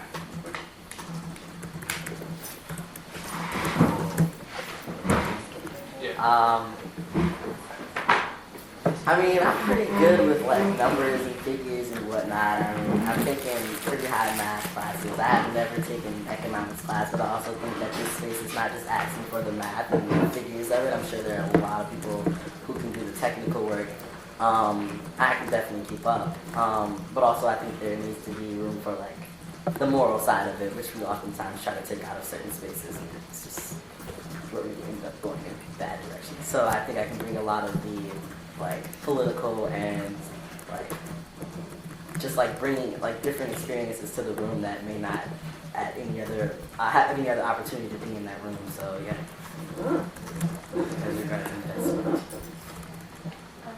I guess for me, I know the position description talks about how it's a mix of targeting good social issues with having a competitive rate of return. And I think being involved in things like the admissions committee and things like that gives me a knowledge of how this college does have to operate as a business of sorts. And so bringing that knowledge to the table mixed with or in addition to sound knowledge of these social issues, and I think it would be a good, good assets to bring, and definitely working in collaboration with SFP this past semester a lot has given me a lot of knowledge about how how investment is such a political thing, and such moving that much money around is such a powerful thing. So yeah, so I think this position is looking less for technical skills because they can just get accountants for that. They're looking more so for students who can help clarify a moral vision for the college. And I think that you not only have to be right on the morals, you also have to be right in the process. And there are certain ways of dealing with the administration to get what you want, as we all know. And so, I've tried to dedicate my terms on Senate to identifying clearly what I think this college stands for, and how I support it, and how we can actually get it done. So if I were to be selected, I'd be pragmatic, but I'd also be very vocal in terms of my outreach to not only the groups who are actually pushing for disinvestment, but also opposition groups to make sure that we understand, where can we compromise, why are people feeling uncomfortable, because if we're not all going forward together on this, I don't think we're going forward at all. So, yeah. See, Chad. Much like Kiki, I have taken an economics class, but I don't think that I'm the number cruncher. That's not my job here, but I think that I also bring another, a different view. And like I said, this was what I did in high school. I was part of this with the administration of my high school, which is obviously a much smaller scale.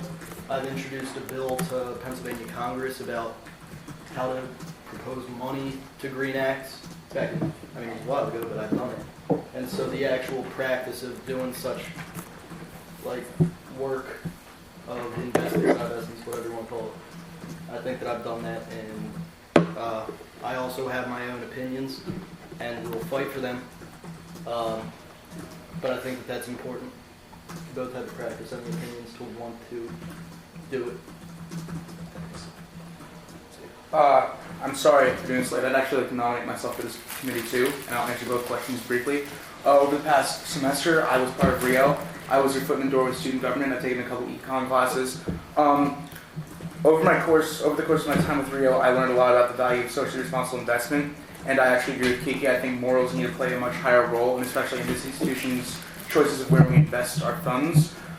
My concern is socially responsible investment comes in many forms. It's not just divestment. In fact, divestment has been proven to be one of the most destructive forms of socially responsible investment. Shareholder activism, in my opinion, I think is much more effective because instead of just selling your stock and letting someone else buy it, you hold that stock almost as ransom and tell the company, look, we're not going to help fund you more, we're going to hurt you, and we're not going to want to work with you more if you don't take initiatives to be more morally responsible, whether that's abusing workers in developing countries or it's not ecologically friendly practices. I think there's a lot of ways to provoke socially responsible investment, and it's not just divestment. I think, I think it's really important for the school and members of this community to be forward thinking in terms of the initiatives we fund and invest in, and I think that goes a lot more than just saying we should divest from morally corrupt companies. All right, proposal back on the table, executive session. All in favor, or general feelings? All in favor? Aye. Opposed? Abstentions? Thank you for dealing with. And I feel like secret ballot is the best sort of compromise that we can work on in that sense. So we just write down and give it to them? Yes. Anyone, like I said, this is a process suggestion, sorry, so anyone can kill this with a simple thumbs down, or we can do a thumbs up, thumbs sideways, which would actually be a vote for a process suggestion. I'm process suggesting an executive session without the 6 people who are running those schools. Anyone, whatever you guys want to do. Before we vote on that, I am stepping down from running if we do vote to have an executive session. Okay. I'd like to be in the room. I mean, it's on the table. That's on the table for yeah, so we got to vote. So do I vote after? I don't know. Do you want to vote for or against executive sessions? I think we should just do the secret ballot. I can probably vote secret ballot. Like, I feel like that's the compromise. I respect that. Everyone got paper on that? All right, so I guess we're doing 3 names on your sheet of paper. 3? 3 names. I guess we're working together on this one, guys. Thank you. Is there any sort of ranking order and sort of preference of candidates? Or No. Let's just they're all equally weighted. I'm not trying to do this math again from last week. Yeah, there's no single chance for 8 hours. Can we write the names on the board? Because I don't know how to spell everybody's name, and I don't want to write it really badly. So.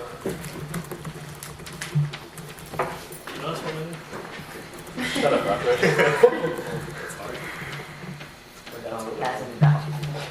Are you still in close with? Okay.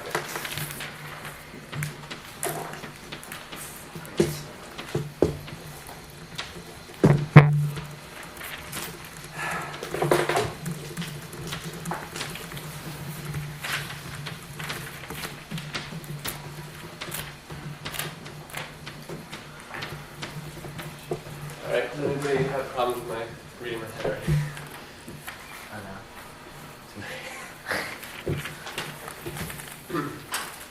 Oh yeah, you shouldn't write your name on your ballot. So don't say your name, just so you know. You can't vote for ourselves? No, you can vote for yourself. You can vote for yourself, but you shouldn't say, this is my ballot. That's like, you can totally vote for yourself. Yeah. But you can't be like, this is my ballot. Yeah. That's like, But it's valuable to bring that up. Hey. okay. Alright. Thank you. I'm not a politics major. 2, 3, 4, 5, 6. What? Have a bunch coming your way. Lovely. I'm gonna get water. Thank you.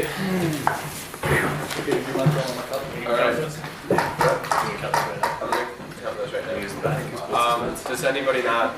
Did everybody notice? Okay. Wait, how many people are on scene? Are we at good full 15 people? No, because Jesse left. Oh yeah. So Emma Snape is, if she accepts, is going to join us next week. Okay. For the second time. 1, 2, 3, 4, 5, 6, 7, 8, 9, 10, 11, 12, 13, 14. Okay. Actually, let me write down my thing so that I'm not. Can I make an SFC announcement? So in a couple months, Senate will be responsible for appointing the new Student Finance Committee. It's in the bylaws that you all have to attend an ad hoc session at a policy meeting every semester. I mean, it didn't happen for everyone last semester. This semester, it is even more important because we're going to be nominating these people, and it's really important that everyone has a good idea of like what the committee does, how we work together, and like what to be looking for in candidates. That was actually my announcement. Was it? Yeah. So Are you great. said you're all of SFC? A new SFC member or Every year, all 7 or 6 members, minus the Senate person, are reappointed. So current members have to reapply every year. So it's okay. It's totally new. So So, even so it's not okay. So all the whole student body is open to. Yeah. Oh. So we know that. I can send an email with info on when the meetings are. On Wednesday, we're going to be talking about celerity too. So. Oh, fun. They Where is it? requested $42,000. So. Where is it and when? No. What? Oh, it's Wilder 315. I was like, me too. It's going to be a good one. Oh, is it? Yeah. That's good. I'm glad you thought of that. Thank you. You said you were going to email about that? Yeah, I can do it. As long as you don't need to build it. What? I don't know, is Ben still getting emails complaining about it? No, I called you Peter. I just didn't see you again. Alright, almost done, sorry. Ciao. Are you just counting up how many names? Yeah. How many times? That is the goal.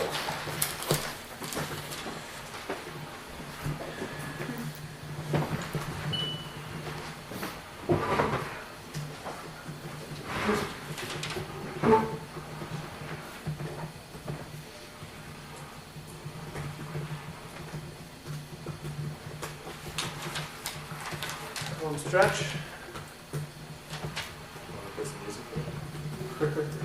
Well, eye of the tiger would be great. It's a joke. It's that Billy Joel concert. I love that concert. It's so great. Was it in New York? No, it's in Detroit. Well, he's not. He's very much alive. He's old as hell. Doesn't look too great, but he's alive.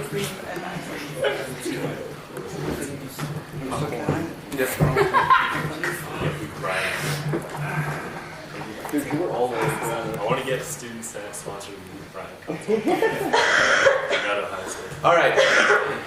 And the winners are, oh shit. They're a tie. It's a tie. So Mahmoud, Zia, and then there's a tie between Kiana and Kiki. It's always that. One of you guys. Do we do like a roll-off vote or whatever? What's the word? Yeah. Wait, no. Runoff? They That's be it. fine. I don't- We can decide amongst Who do ourselves. we So allow? that's okay. Okay. Yeah. Okay, just let us know. So Mahmoud, Zia, Kiana, or Kiki are our new people on this committee. So Well, we're not on the committee. what's nominating? Yeah. Yeah, so if those individuals who are nominated, if they could get me a resume by, let's say, noon on Tuesday, keeping in mind, again, what the investment committee will be looking for, generally speaking, that would be great. Again, the sort of 9 students will sort of go forward as a group. They're going to look at the material. They'll make the decision. But I assume that those decisions will be made in the next week or so. Week or two, at the longest. So. Where should we send the resume to? Okay. Alright. Let's move on. Voting. Voting. You're up. Oh. Time's gone. Wow. That finally gave me 2 hours. All right, so whatever. I wanted to talk about elections, and like the timing of elections, how accessible elections are. I think so. Elections, right, and nominations were given at the same time. I don't think that there was enough time given for students who are nominated and then students to vote, like that time period, for people to even like kind of like get their like talk to student body or whatever to like, actually get themselves like voted. And I don't think that I think that the sheet, like the fact that your vote isn't counted if you put your T on there for your T number, I think that needs to get fixed. I don't know how many votes are not counted because of that. Log on Presto. I mean, I log on Presto like 20 times a day. I don't know why it's obsessive, but like I put my T number all the time. Like that's something that's like second nature. And then so the fact that like votes are not counted because people put their T numbers on there is something that you all like I feel really need to fix. And I don't know if you're working on that or what. I personally would really like the numbers to come out very soon about. Okay, yeah, because he's taking stats, but I'm not done. I personally would really like to see the numbers on like who was voted. I don't know when you all are going to release that, but I also would like to see how many votes were not counted because of this, like the way the system is run. And I know that there's a sentence in there that says like, well, you have to take the T out. So what? Like fix the system. Like this is something that we do all the time. Like you know.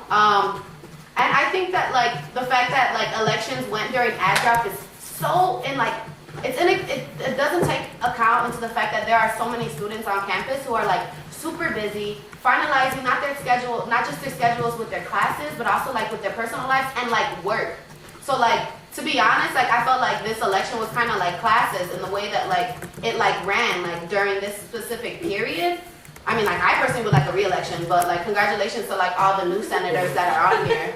You know, I just think that, like, the way, like, there needs to be a change in terms of, like, Senate and, like, when this goes down. So, like, and, like, the time period. Yeah, I don't know. I'm just saying a lot of things at the same time. And I want to make sure that I get on my points before y'all, oh, also, I don't remember getting an email, and maybe this is me, like, reading over things. Actually, this is a question, and then I'll keep going. Was there an email sent the day before elections were done saying like elections are like up tomorrow? Please vote? No? Okay. That's also an issue. Like people are busy and like are forgetful and they read through their emails. Like how are you like getting all of your students if you're not even taking into account like their schedules? Like yes, we're all Oberlin students. Like you know, like we need to be thinking about that. And how else is Student Senate advertising this information aside from their emails? Are you all postering, like telling people that elections are coming up? Like this is a really important board, and I'm not sure like how accessible like this information is to people. So those are all my points. So now you can like start taking stack or whatever. Okay. So let me just address things in the order I remember. We had posters, we did the Facebook thing, we sent the email. Mm-hmm. The thing is, what I think would be most effective is talking to all the organizational liaisons and like coming to their meetings and like talking to their people and going, yo, these elections coming up, we need to like be aware, there's open candidates.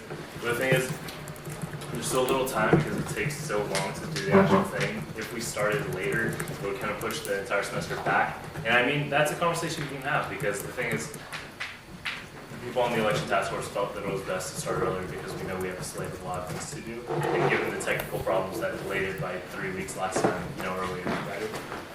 And speaking of the technical problems, I think this STV program is the worst thing I've ever seen in my entire life. The program effed up, and so it prints out all the votes. I had to count all these things, like redo it. If anyone wants to like redo this with me, like to check things, please do. It took me 8 straight hours. It was hell. And the thing is though, so the way the ST program works, it counts all the votes by preference, and there's a quota for how many first place votes you need to get, and once you're over it, you're in, and then it like proportionally distributes things. I checked the total amount of votes for each candidate beforehand, and I like made a little initial ranking just because I was interested. And then I did all the math, which took me 8 hours, and it was the exact same thing. So I would consider, for the sake of like transparency and efficiency, and make sure that this T number thing, we're not always sure why that's a problem. It just says it on there. Like, we didn't make this program; it was created 6 years ago, and so when when our predecessor like told us this is something you need to tell people, like I didn't understand any of this shit. Like, to be honest, I had to look up Python and stuff. It was very complex. So if anyone wants to like look over this with me, what I want to reconsider, we have it in our constitution to this STD system. I think it's like we got the same results, so we could do just like a straight like normal voting thing. Like you list all the people you want to vote for, every vote counts the same. Because the thing is, what if you do care about 2 candidates the same way? You want them both on. It shouldn't be like, well, this person counts, but the next vote only counts if all of this person's votes like go to that initial person. I mean, it's hard stuff. So, let's talk about that. I mean, this probably isn't the day, but we should like reform this entire process. If you guys want to make a task force to redo the entire election, this would be much easier to do like a Google form, like the other stuff, like the referendum stuff we check out. You can see it, it's very like clear, it would take literally seconds to do, and as the person who had to count all this shit, like I would be much more in favor of that. So those are my thoughts. All right. Yeah, so is it true that people who voted with T's votes didn't get through? I don't actually know that. I remember hearing that, like, the person who did it before me told me to make sure to tell people that. I'm not sure why. To know, like, we don't, was it you? I was just told you should do it. I don't know if they're tired or not. We can look, but I don't know comp sci. Like, Because that's traumatic. Like, yeah. because I voted with a T. I'm positive that I did, and then I had to change it. see, like I have now no I just idea want what to that does. cry That's the thing, like, and like it's- never come back to Senate because it's like I don't know. That's like really really disconcerting that like my vote didn't count, and like we need to know right away whether that's true or not, and like go like pay a CS major to figure it out for us. I'll give him my office hour of whatever, $7.70. I don't care. Like, figure it out. Like, pay somebody to figure it out. Like this week, because if that's the case, like, sorry, re-election immediately, because that's terrible. Like, if we don't even know how our own voting system works, like, we don't even know what candidate. Like, because I know not only that, but again, to B's point, is that there were so many nominees who didn't even know that their statement, that they couldn't like get on the ballot without statement, and like I don't know if there was like there's just for me like there just seems like it was just really really badly done election, and I'm like if the T thing is real, then I'm like entirely uncomfortable with even pretending this is a democracy if we don't do something about the election. Peter. okay, so I ran the last time election. I completely agree with all your points. The program sucks. With that said, it's in our constitution that we have to do. The single transferable vote system helps us avoid ties, so I see why it's legitimate. The problem is it's super old programming language. Science majors don't tend to be on Senate. A senator is supposed to run the election. Last semester I did it because like I was the closest thing we have. I do neuroscience. I don't know comp sci. I don't even know computational neuroscience. I don't like do computers. This thing hates me. The point I'm making is not only is it a really, really complicated program that even after working with it, I still a miles from understanding. It's in an old, outdated programming language that comp sci majors aren't trained in. Python they're trained in, but the old one, just like PHP or something like that, they don't know. So when I was having trouble with it and troubleshooting it the first time, I had wiki everything and learn it myself because I couldn't find a comp sci major, and I know a lot of them who could help me out with it. So it's a really difficult system. There might be a better way to set up a single transferable vote system. We could look into that. I haven't found one yet. I think it's really awesome we do that, but like I said, the election is this archaic, old program that none of us know how to use well enough to modify it. We could find somebody who could do it and get them to do it. We could commission that and talk to the student treasurer or something about that. But that's once again a pretty big project as well. That I'm not even sure if we could do with a student. On the T number thing, all I know is I was told you're not supposed to put your T in. I do know that the program to some extent does, when you read the ballots, it runs them through this program that checks the OCMR against the T number to make sure the vote is legit. And I'm pretty sure that program is supposed to weed out not only the T, but any zeros that are before either your OCMR or your T number. So I think that when it does the list check, it actually does hit that, but I don't know that for a fact. I also don't know how to use the program well enough to check that. So if we can find anyone, if anyone you know, anyone who can check that, that'd be awesome. But it's a difficult thing. I admit the system is terrible, and we're required to do the election pretty quick into the semester. So that's kind of the reason why it seems like there might have been sort of a rush in terms of the nominations and stuff like that. And I know that's also annoying, but we want to get a full Senate together so we can do real things and not be an interim Senate as soon as possible. I totally appreciate what you're saying. This week was freaking hell, like running a campaign, which I somehow managed to actually win. Don't know how that happened. And I mean, like, I have 4 jobs. I do a ton of classes. I have 4 labs. I'm a pretty busy person. I don't sleep very much. And I am not the only OB like that. I think everyone here is busy. And so I'll admit that that's rough, but I think it's a struggle that everyone deals with in one way or another. We go to an ambitious school. Kiki.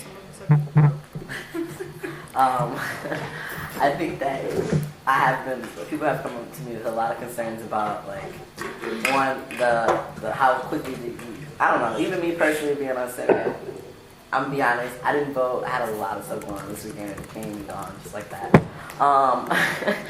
But I think it would be like worth considering having a re-election. And also, like, this thing with time, like, oh, we're on the clock and stuff like that. Like, we are on the clock, but, like, honestly, this is also really important. This is not something like, oh, let's just, like, have a party while we're on the clock. This is like, let's make sure that our system for voting in the senators who are supposed to represent the student body is actually a good system. So I think that's important to consider. It's not like a waste of time, I don't think. And so yeah, I definitely think we should reconsider that, especially with the concerns that we brought up about just the timing of it, how quickly, like, these elections went from, like, nominations to elections. Like, I don't even think there was very much time for the campaign part of it. I was very unfamiliar with even the people who were voting up until Aaron had the fancy, what was that, to meet the candidates. But even then, only like 10 people showed up, so I wouldn't be surprised if other people didn't know who the candidates were. I mean, I'm just saying. It seemed a lot longer last semester, and maybe that was because of the technical difficulties, but it seemed a lot like a longer period for us to breathe, get our communities to support us, or get communities to support us, get those back to back us up and stuff like that. So also there were a lot of events this week, towards the end of the week, that were especially involving like communities of color. There were a few banquets and stuff. So I know a lot of people had a lot of stuff on their plate as regards like organizing things and events like that. I'm sure all of us have a lot going on, but I think this is like somewhat of extenuating circumstances for a lot of students. So I think that would be worthwhile to consider re-election. Rachel. I just wanted to make a suggestion, and I don't know if people are interested, but I'm in IYS, where we lead service trips during fall and spring break, and we nominate, or not nominate, we like review applications for new leaders at the end of the semester, and so they're like ready to start at the beginning of the semester, which I imagine is part of the reasoning of why things like happen so quickly. I don't even know if this is like allowed to happen. I'm new. But it works pretty well. I mean, I know that people will have to do it with finals, but at least the process could start somewhat sooner, and there'd be more time for people to get their campaign together and do the whole process. Lauren. Yeah, I think that's like ideally what we should be doing. But especially since like last fall, there were only 5 senators on Senate when we started, so I mean, it wasn't very functional.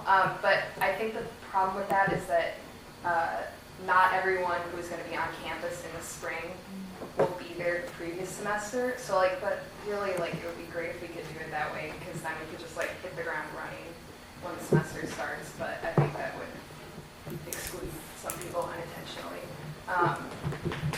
Also, with regard to single transferable vote, I think that some senator must have taken like public economics or something, because it's considered like one of the most like accurate voting systems of capturing people's feelings or whatever. But I actually think the biggest problem with it is that it's very confusing, and you have to read like these paragraphs that are, you're like, no one's familiar with this system at all, and I think that like not knowing that about the quota and having your vote knocked and that whole sort of thing like could influence your vote differently, I guess. So I think that people might not be voting the way they think they're voting because how the system works.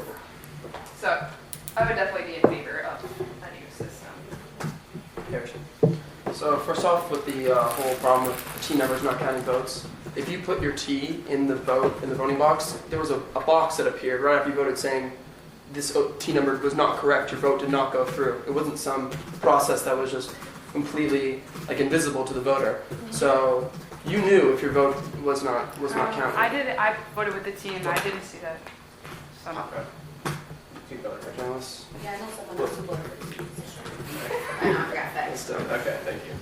Anyways, pertaining the whole re-election process, I know me personally, I dedicated my entire, we were talking about time commitments and whatnot, I completely dedicated my week, almost disregarded schoolwork to campaign my hardest and get as many votes as I could, and I feel like it would be somewhat unfair to repeat the process. You know, everyone had the same T number problem, and I highly doubt redoing the election would affect these results.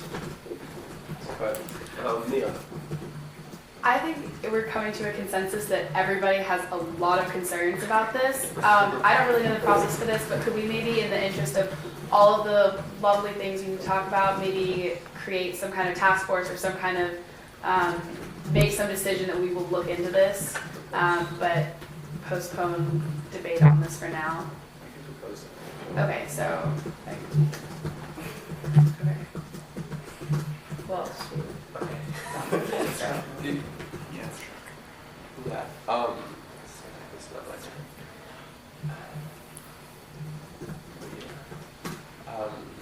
We're just gonna keep going on. Andrew. Hi, I'm Andrew. I'm a CS major. Are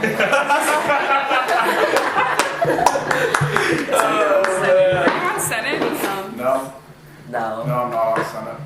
If that's a problem, I suppose I could be a contractor and not actually run the election, but it sounds like you need help, and I'm pretty sure I can help. Oh, yeah. Oh, my God.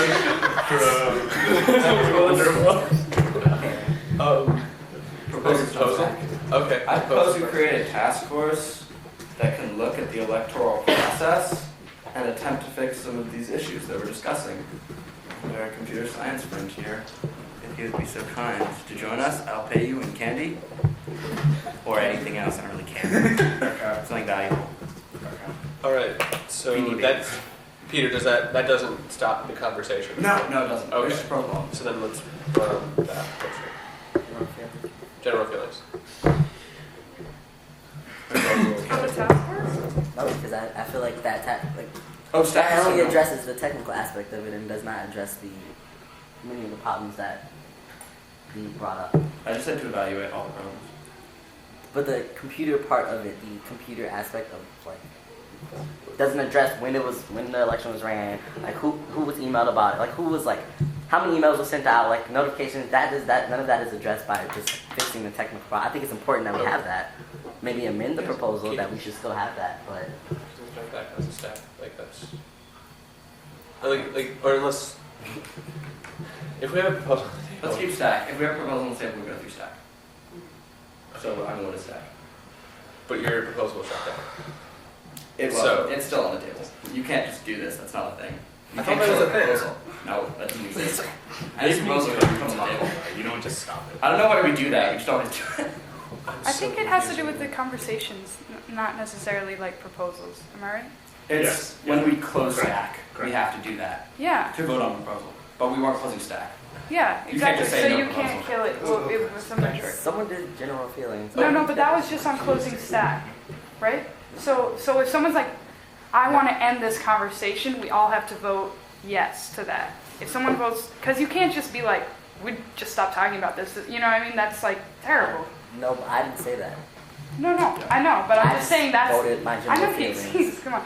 That's the reason why that voting against it exists. You can vote against proposals, but one downwards vote does not kill any proposal. That's true. Yes. This is a procedural dealing. Okay. To close stack and vote, yes, we do need to do a general feelings. You don't need to do a general feelings to put a proposal on the table. There's not a proposal on the table. Now we go through stack. When we're done talking, we can do the proposal. All right. Andrew, did you want to say anything else? I appreciate you being here. That was great. It sounds like a full rewrite of the voting system may be required. I also think it would be good to put the source code of the system online. That would increase transparency, allow other CS students beyond myself to improve the system. This, of course, implies that I'm not perfect, which is obviously understandable. I'm human. I don't really want to say anything on the specific system that Senate uses. That's really your business. So that's all I want to say. Thank you. Nicole, you're up. So I was just gonna say what more I was thinking about the students who work on for. Thank you. Well, I have you on next, Kiki.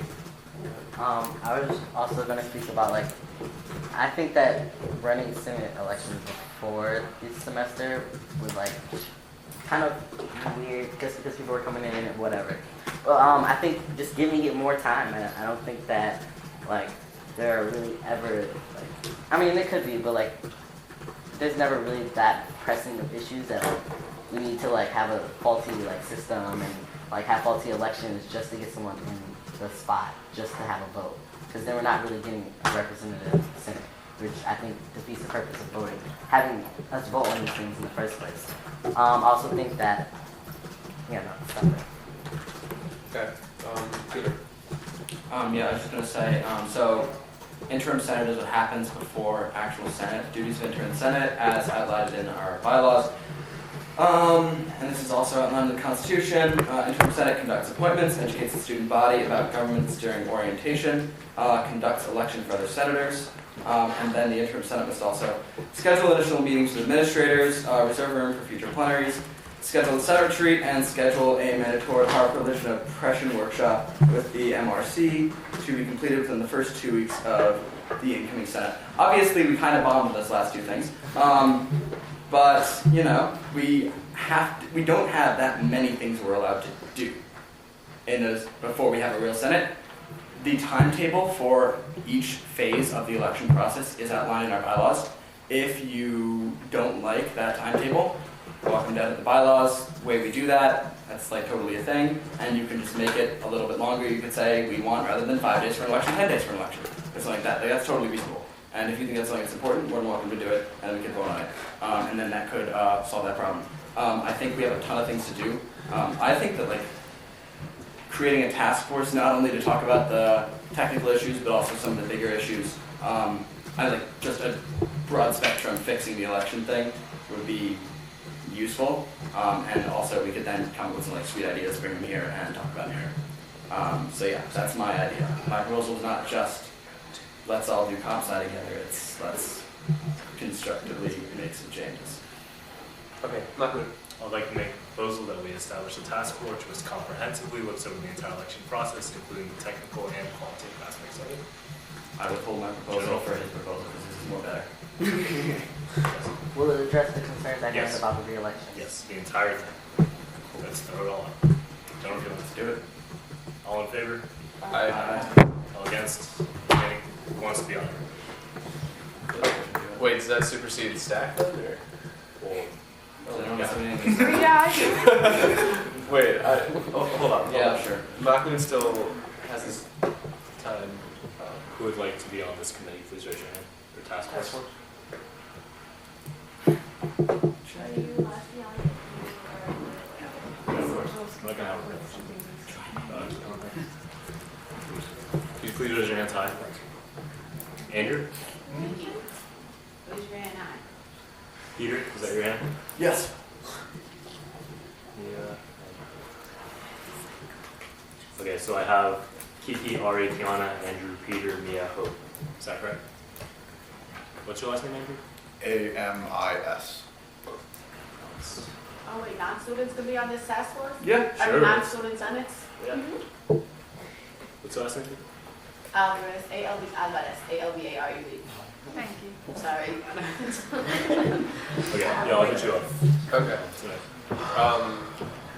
Paul, are you done? Yeah. Paul, I'll take myself off stack. Paul's taking himself off. B, you're up. Okay, this is just a quick question. If we find out that the system is faulty, are we having a re-election? Can I direct respond to that? Yes, please. There's no grounds in our constitution or in our bylaws to have a re-election on anything like that. We could vote to do it. Or we could fix the program. Considering the program catches all the votes in a document, what we could do is just delete the T number and then run it through again.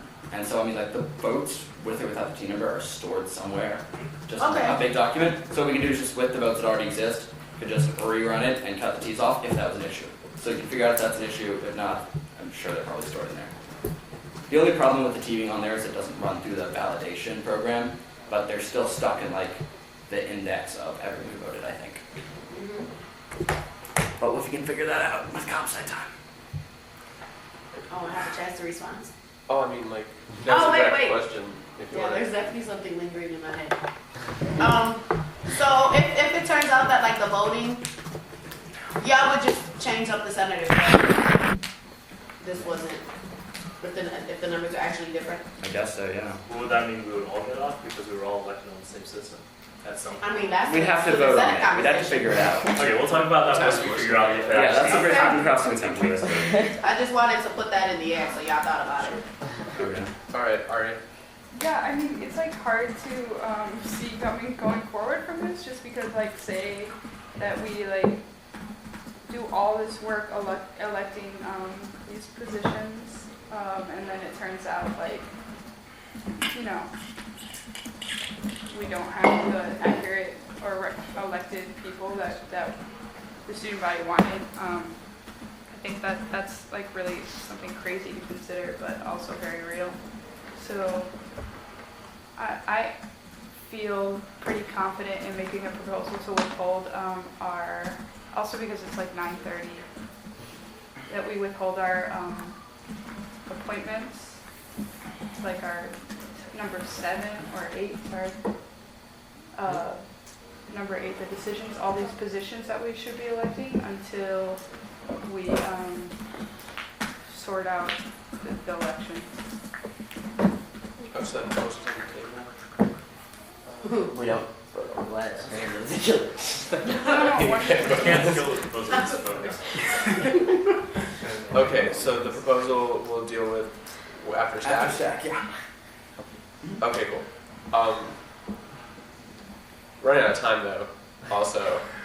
Yeah, How many people left? Can, I have Zia, Jesse, Kiki, Take me Neil, off. Peter. I raised my hand like 30 minutes ago. I forget. Jesse's off, Mia's off, who else is off? I'll be quick. Peter will be quick, so I'll be quick too. Zia will be quick, and then Kiki, you'll be in there somewhere. Okay. Zia up next. But you have a proposal. We have to extend plan. I propose we extend plenary until, considering we haven't gotten to anything. But 7 o'clock. but it could be amended by Ari's proposal when we get to that. What happened? To like stop plenary, basically. At 9:30. They're competing proposals. Well, isn't the proposal to not do a plan? Yeah, The proposal asks you to do it. Right, because we are short of time. I propose, since it's 9:27 on my clock, then we go till 10 because we haven't gotten past outside business. Proposals on the table.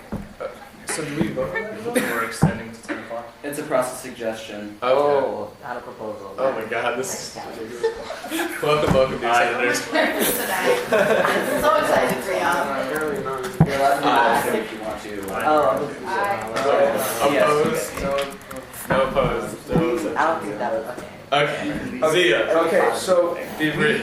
each senator here was elected via the same system, and I don't think it's really fair to put the burden of the structural issue that has been a structural issue on only new senators.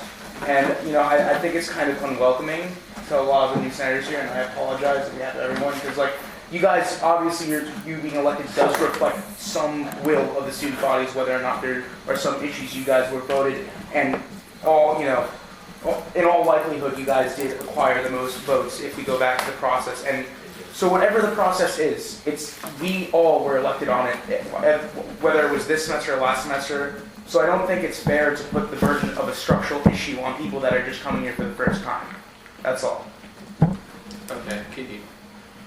I don't think it's like putting a burden on them per se. I think it's definitely like trying to address the problem. I mean, I wouldn't want to be in this seat if I wasn't rightfully elected. Please go back and check through the system if you like. Scripts are gone. But I'm sorry. Ooh, that's rough. But I still think we should address the issues at hand. I personally have no issues with the senators that are elected. Congratulations to you guys. I hope you have a wonderful semester together. We're starting off great. However, I definitely think we should address the concerns of the students that we are representing. And clearly, like, students came in here with this concern. So whether or not you think they represent the student body, because I mean they don't necessarily look like the majority of the student body, but they do represent some of them, I promise. Like you said, some will of the student body, our voices are heard in this room. So I think that is, however unfair or burdening it may be to go through re-elections, if you are really committed to Senate, like you say you are, the time that you commit to being re-elected, I'm sure it won't hurt you that much. I mean, you spent your whole weekend doing nothing else but Senate stuff, so I don't see it being that terrible to commit a few more days to this process, if that is what we come to. Okay, Peter. Like I said, have no grounds to assume that there is an issue, other than a rumor that I was told and then that I then told Mahmoud. In the science world, we have absolutely no evidence and no grounding in any of the bylaws to say the selection wasn't legitimate, and we don't actually know from this program and have no evidence that this selection wasn't legitimate. Plus, all of our precedent, this is not the science world, this is the legalish world, says that all of you guys got in here with this exact same system and have served time and been elected on this exact same system. We have absolutely no evidence to think this time is any different. Thus, there is absolutely no reason to change our process and not do these positions tonight on actually no evidence, just in speculation. We have no reason to reject the null hypothesis that this election was not run in a fair way. Since we have no reason to reject the null hypothesis, we have to accept it. Sorry, I just took research methods. And thus, we have to accept that these results were good. If we find otherwise, then we can always change the candidates, but there is no reason we should not carry forward and do this. All right, that was the end of my stack. We can vote on Ari's procedure now, or proposal, that word. Okay, so Ari, do you want to hold the proposal? Or do you want to repeat it? It's very late, and we need our comp sci friends to just look into the election. So let's just not do the rest of plenary until we know what happened with the election and whose votes counted and whose votes didn't count. It's like, I personally, like, it's 9:30. I personally am trying to run for assistant liaison, but like, I need to do my homework and like, it's 9:30, so. Literally, if we continue with the rest of this, like, it will take another hour and a half, at least. And that is just not something that a lot of people, well, at least I can say for myself, I'm not ready to commit another hour and a half of my time to actually go through the rest of the agenda. I guess this is a point of order, sorry. So it's in our bylaws that we need to do positions in the first full meeting of Senate. It's also in our bylaws that you're allowed to leave after 9:30 with absolutely no penalization. So you're completely free to go, all of you are. But we're not allowed to do this without changing our bylaws. So unless you want to propose to change our bylaws, we can't actually put this proposal up because it's against our bylaws.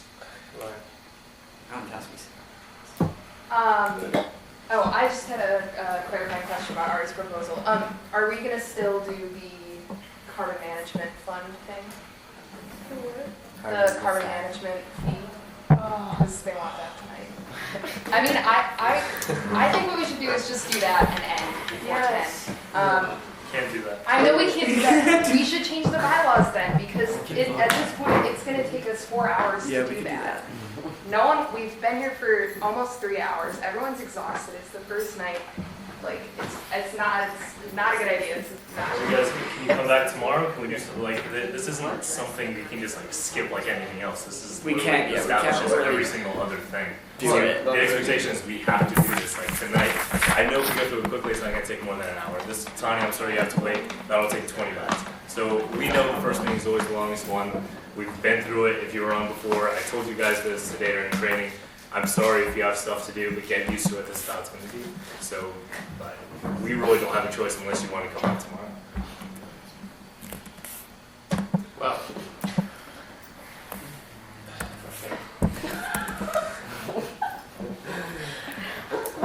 Should we just? Well, so if we're not allowed to vote on this because of our bylaws, Unless we change our bylaws. unless we change our bylaws, does somebody? What was that? Well, no, it's just a question. So if we met like tomorrow, would that be violating our bylaws? That would be not doing our jobs. Our job is to do this. We talk about not doing our jobs. Is that? Sorry. No, come on. Our job's a lot of things, but I gotta go do a we don't volunteer always thing do in it. like 10 minutes. If we're being real. Kiana has a clarifying question. We all have to have these positions, correct? So we all need to be here for the election. So if people have to leave tonight, we can't do it tonight. Or people could leave and then be called.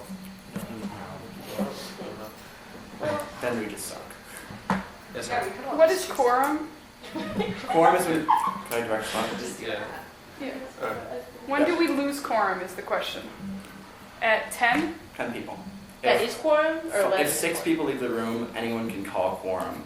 And by leave the room, 6 people piece. Right. We can call a quorum, meeting ends. That's the factual response. We got that. Who else was it?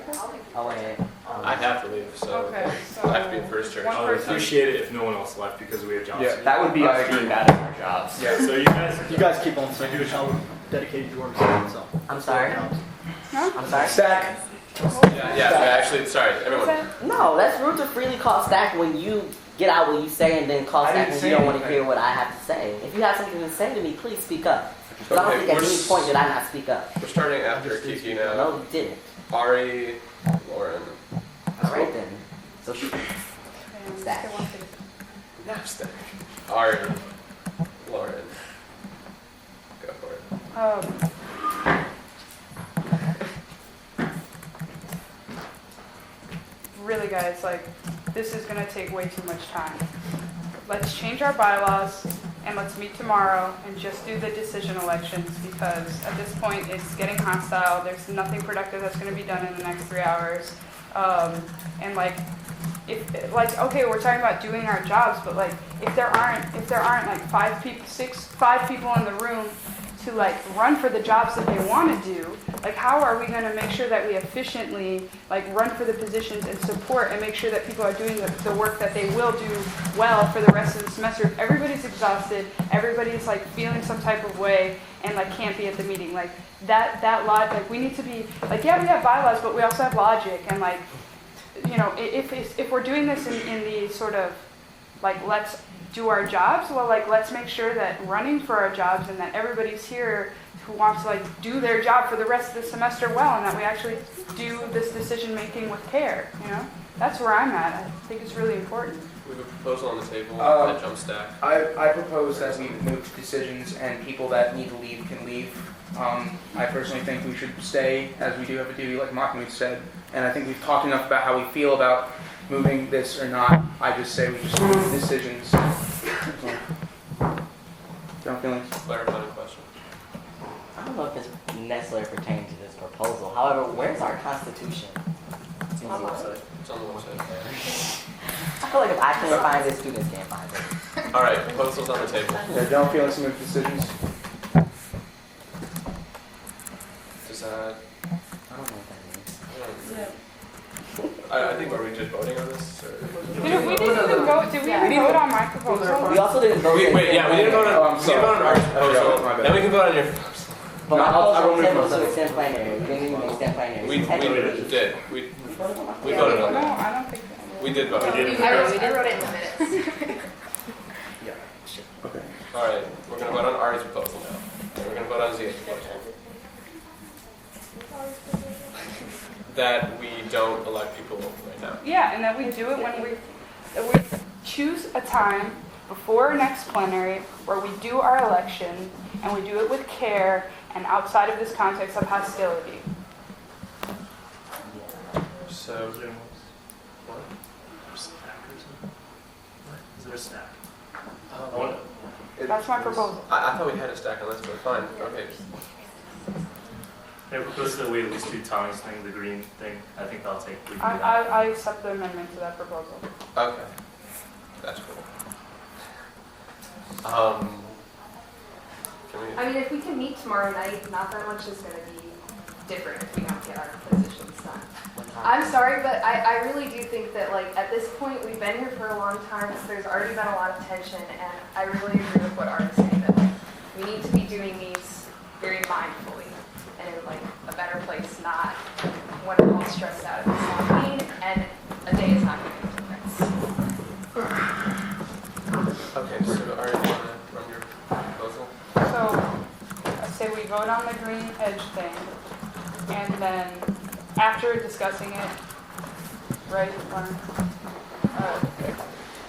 In lieu of, like, Lauren proposed that we discuss it before we vote on it, and then we choose a time in the next few days where we do our decisions, you know, and everybody can come into that prepared with what the decisions, what they want to run for. So, Yeah, that's it. Jason. All in favor? When tomorrow? I feel like maybe we can choose a time. When is better, something. Later? Yeah. Choose a time that works for all of us. I can do that right now. Yeah. Should we do that after Tommy? We vote on the. No, we're voting on this proposal right now. Okay. And So- we're going to choose that when we're going to do it right now, and then we're going to do Tommy's thing. And then we're going to end plenary. That's the proposal. Okay, so let's vote on your proposal. Okay. All in favor? All right. All right. All abstaining? Abstaining. Against? Okay. I think that passes.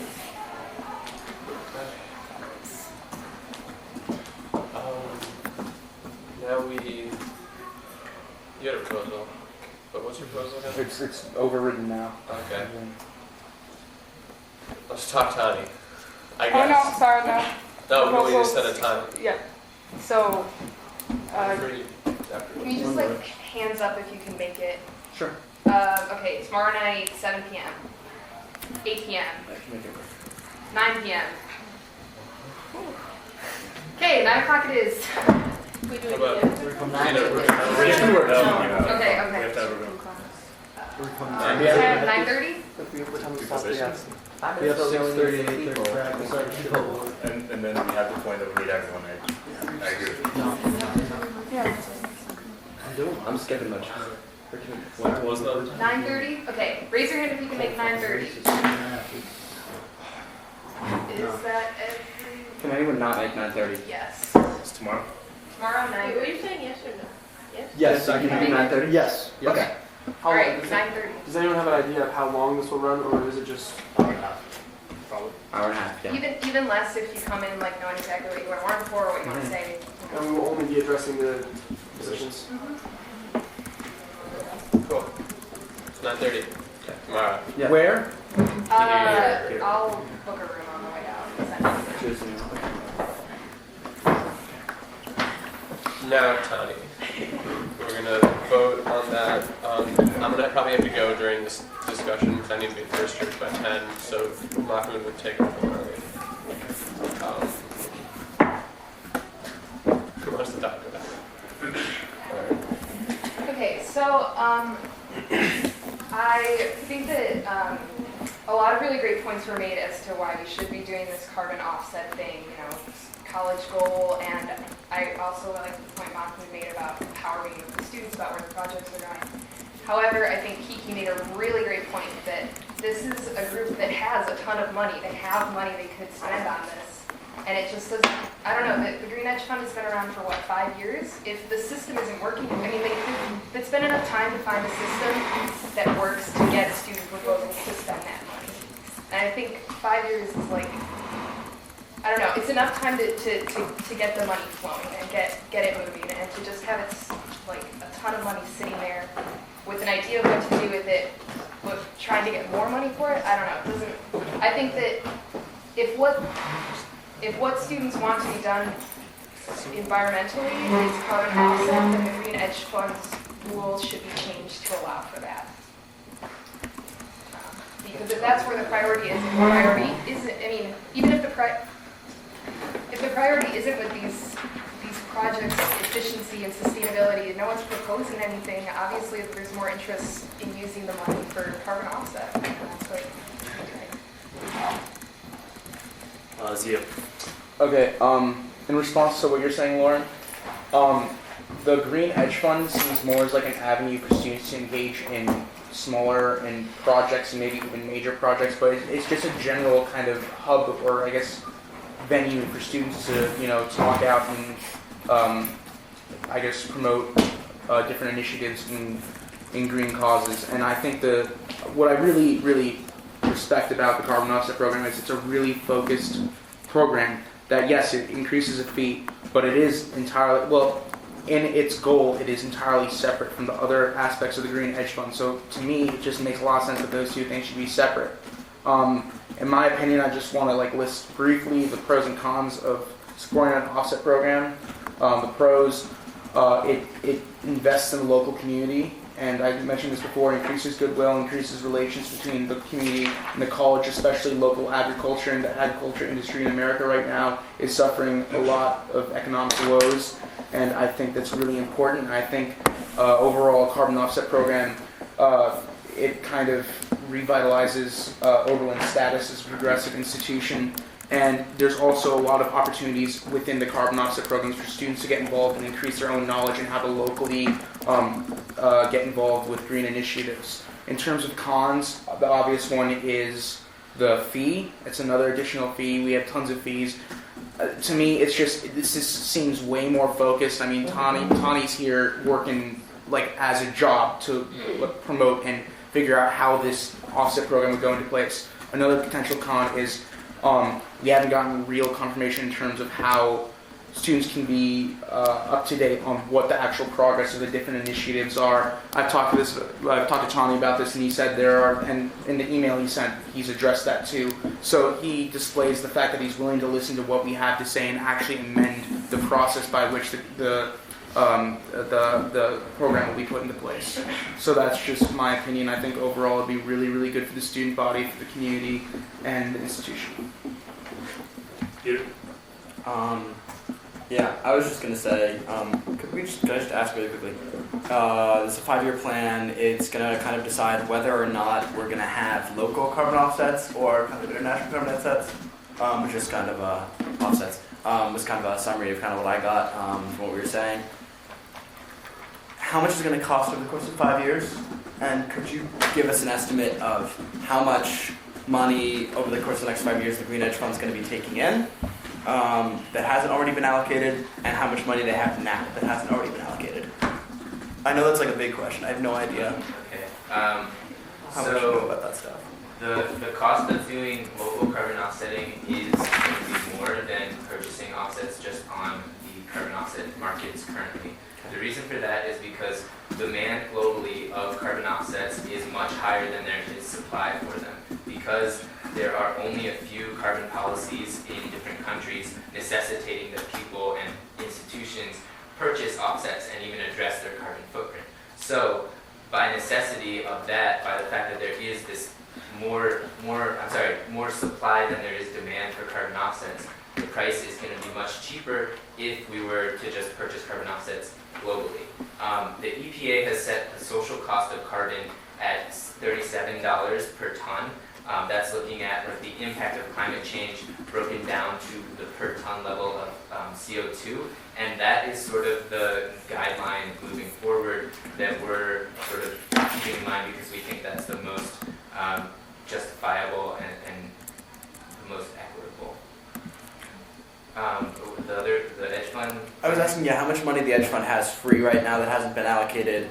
How much money will they be taking in revenue that hasn't already been allocated? It's like if they have ongoing projects like Money the Bike Co-op or whatever, I have no idea what it's like. But how much free money will they have in the next 5 years? How much free money do they have now? And how much is this going to cost if we do this? And if you don't have exact numbers, that's totally understandable, like approximations. I guess I have a point of order or something. Yeah. I guess my thinking before wasn't. I'm just saying that we closed off question and answer session before, and it was supposed to be just between the senators. Yeah, I think that's also my What we procedural agreed point. on. Okay, that's a clarifying question. Sorry. That's fair. Questions were. No, this, just please, no, like, Tani, can you please, I propose that Tani leaves the room. I think this is, now we need to just have a conversation between ourselves.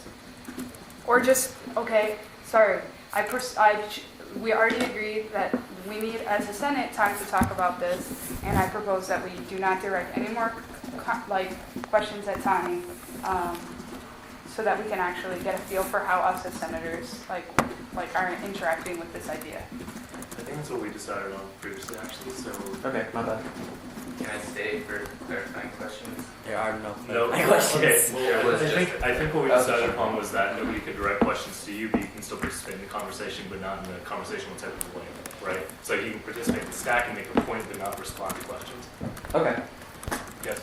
Is that precedence that even when we're not in outside urgency, we're in decisions that outside students can participate in the Yep. So plenary's open to the public. Wait, You can't close it all. I didn't close it. Tani is not a student, so This that's, is not direct. I think, Dina sees in the suit. Yes. when the Oberlin app people came in, when people who are legitimately representing interests, right? This is his job, right? Like that guy who was developing the app was representing his interests, his paycheck, right? We've come to consensus that we need our own space to talk about this freely. And because he's not a student, because he is representing a clear interest, I think it's actually in the interest of democracy, y'all liberals' favorite word, to actually just have a conversation amongst ourselves. And I don't think there's anything wrong with that.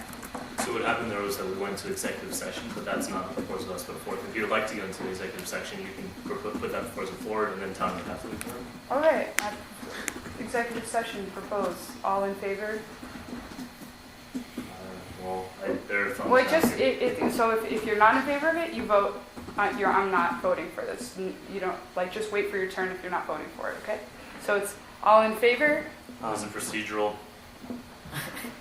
Executive session is only done by process suggestion. We don't vote on it. It's thumbs up, thumbs down, kills it. It's consensus. That is true. Okay. That's fine. Yeah. And one more point of order. Plenary sessions are open to the public. That's in our bylaws. Not all students. I don't think that was ever the issue. It was whether he was participating in this conversation, and we agreed by the thumbs up, thumbs down, whatever y'all want to call it, beforehand. So, point of order. We just stack, I'm sorry. But this is difficult because Tanya was on it. So, did we agreed that no questions could be posed to them, right? Do we have a problem with him saying anything? I think Lauren brought it up that we should just talk amongst the senators. I think that means questions and responses. But Lauren can clarify what she meant by that. Whatever you guys want to do. We can't talk.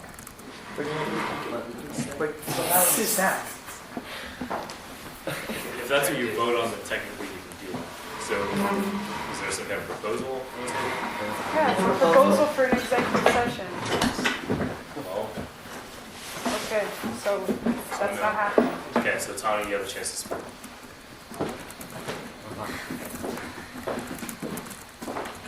don't want to, the funding for this program would never go to me. The funding would only go to these projects. My funding is separate from that. I hope you don't have that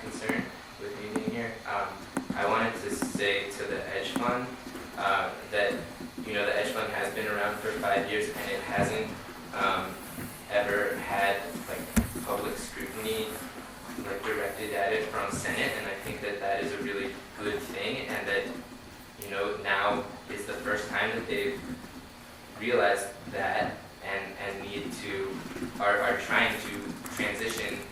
But I think that this public scrutiny is a good thing for the Edge Fund to have, because it will make it a more transparent body and more effective. That's all. I think this is a matter of precedence. Like Lauren said, they've had 5 years to like make their budgets work. If we're just gonna say that like we can just tack on these like $10, $15, $20 fees, you know, for X, Y, and Z projects that are already like clearly having financial problems, like that's a large precedent that like the Student Senate should not want to pass, because they clearly like have $250,000 that they're not using efficiently and like aren't like, and like the other thing is just like, guys, like there's already a Green Edge Fund fee. Like it actually doesn't make sense to me that we have like another fee going to a very similar project, which is like dealing with carbon and dealing with like structure. If they're not doing that like with their $250,000 that they already get a fee from, like it's hard to imagine that like this is something that's extremely necessary. I think it's like the precedent of actually increasing fees should be very large. Like we only do this because we're very, very strongly believe that this is something that everybody wants to do, and clearly there's enough contention around this that that's not the case. And we can't just as a student senate be like, oh yeah, like just come and like bring your fees that you want to add on to the student activity fee, and like it could be like really problematic, or it could be like linked to some like weird like financial situations, but like it's okay, like we can do that. Like no, that's just, the student body is not informed well enough. Like us as a Senate is not informed well enough, clearly, because there's still so much conversation happening, and the precedent is just not okay. I really don't think this is okay. Rachel? Well, something you said before like resonated with me about how ELC and probably the MRC and other similar organizations are underfunded, and that's like something that's hard for me to reconcile, like giving more money to an environmental group knowing that that is the issue. Just what differentiates this proposal or like project for me from the Green Edge Fund is that it seems like, from what I understand, that the administration has already made a decision to like achieve this carbon neutrality or offset situation by a certain date, and if we don't support this project, that money will be going to some random place that we won't know, versus making the choice to invest that in the Oberlin community and actively make a choice to support local community members. So that's sort of what differentiates it in my mind. Kiki? My first point is, I don't think that anyone here, and I'm sorry, correct me if I'm wrong, is voting or is opposed to supporting the carbon neutrality thing. No one, I'm not personally saying, oh, I don't think we should have this going.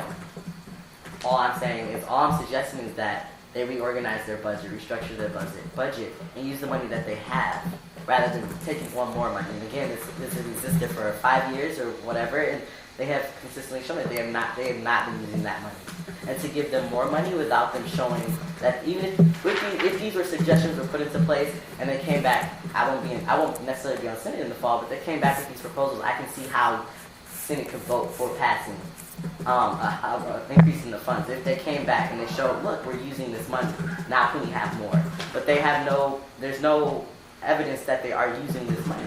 It's constantly being replenished every semester. This budget is annual, and it's semesterly, so it literally just makes no sense. I don't think anyone is saying, oh, we don't want to not offset carbon. Like, that's not the point. The point is that this money can go elsewhere, as in the students' pockets. Also, the concern keeps being brought up that if we don't fund this program out of our pockets, then the administration is going to use their money elsewhere. The administration is in control of the money that they are in control of.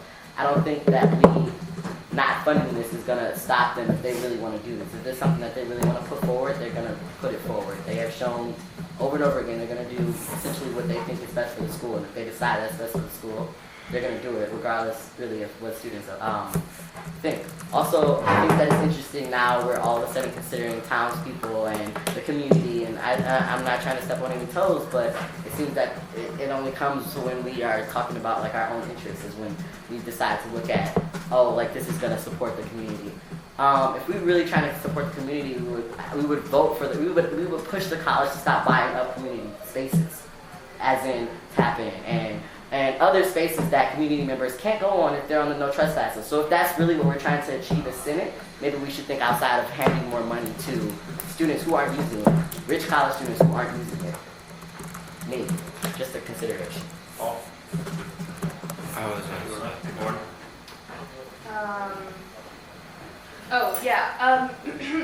So sort of like what Ari was saying with regard to the precedents for fees. I mean, last year there was this whole problem with the way that PERG was funded and how that fee was being put in place, and I don't feel like, this is a group that has like a demonstrated record of success for using funds, I mean, not responsibly, but using them effectively. And I think that when we're putting fees, imposing fees on students, we should have a very, very high sort of standard for knowing what that money is going to be used for, knowing that it's a necessary expense. You know, it's something that needs to be put on there. And given that they have this money, it doesn't seem necessary to impose an extra fee on students, especially when the student activity fee is going up, albeit not by that much, and there's this health fee of $200 that was just put on students' bills in the last year. I think that we should be very, very critical of putting new fees on students' term bills, and I feel uncomfortable with doing that with a group that has money that hasn't been spent effectively. There's nobody else on staff. Someone want to say? I saw Joe propose. Yeah, my proposal is to extend plenary for 10 more minutes. General feelings, all in favor? Aye. Yes. We're not allowed to ask Tony any questions.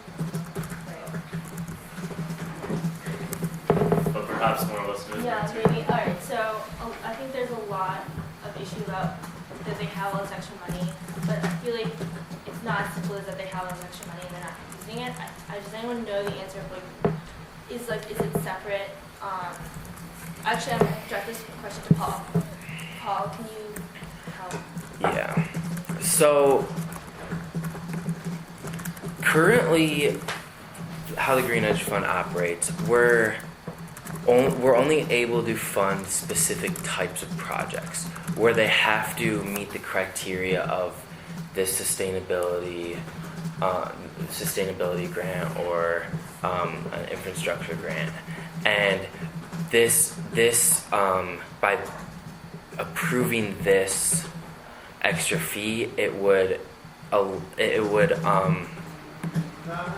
help the Green Edge Fund kind of create the new arm to make wow,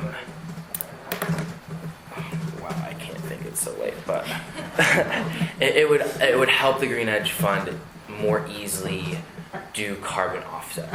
And like student funded. Yeah. I mean, I just had a meeting with the Green Edge before this, and we have a whole list of projects that we're going to try and work on this semester and try and use as much as that $250,000 as possible. This is the first semester, I guess last semester we didn't have a full Green Edge Fund, but we now have 9 members strong. And we have the manpower that we can get a lot of these proposals hashed out and passed, and hopefully we will spend as much as that $250,000 on these infrastructure and sustainability grants that will make this new carbon offset fund necessary. So you're saying that the money that the Green Edge Fund currently has, they can't access it for programs like the one Tony's proposing? Correct. At this current point in time, it would go against the bylaws, the charter that the Green Edge Fund has. Okay, and they can't address those bylaws or anything? I'm not sure how they would go about doing that, but I don't know the answer to that question. Yeah, I guess I'm going to make a proposal that we vote either in favor or against the student increase fee, with like heavy consideration into the implications of that vote, and the precedents that it's going to set. Before I like finish the proposal, I'd just like to say that again, like if we don't approve this fee, the people who are doing this incredibly important project are going to know that like they're going to have to look for other sources and maybe have to approach the college or maybe have to do some outside fundraising, and it's not the end of this project. It's actually just that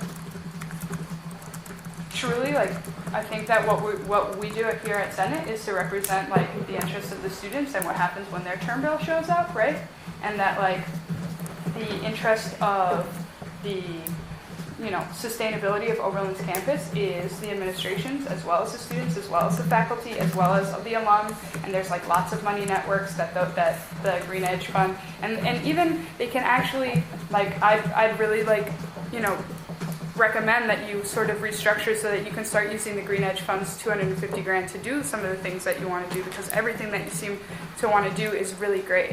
But I just think that like the precedence is like way too high, and that the situation is way too hectic to just be like under this kind of circumstance just adding fees into students again. So like I think we should, but I think that we should vote now. So. Two more people in staff. Okay, but I'd like to put a proposal on the table. Do you want to? Could I do a proposal that we endorse it, and then if we don't pass it, obviously we're not endorsing it? So if you say oppose the proposal I'm doing, then we don't pass it. If you say yes to the proposal I'm doing, then we endorse it. Just because I think that's what she just said. Yeah, but I mean, you didn't. Do you want it to go for or against it? She said vote on it, like, is in passing it. That's what. Okay, wait. Like, if you're against it, you're gonna vote no. Well, why does my opinion have to do with the? No, like it doesn't matter. You should say one way or another. Oh, really? Yeah. Yeah, just to get a vote on it. Okay, I vote we don't add the $10. Don't endorse the $10. Could I friendly amend? Just because if we say yes to not doing it, that doesn't mean that if we say no to not doing it, that we do it. So if we say,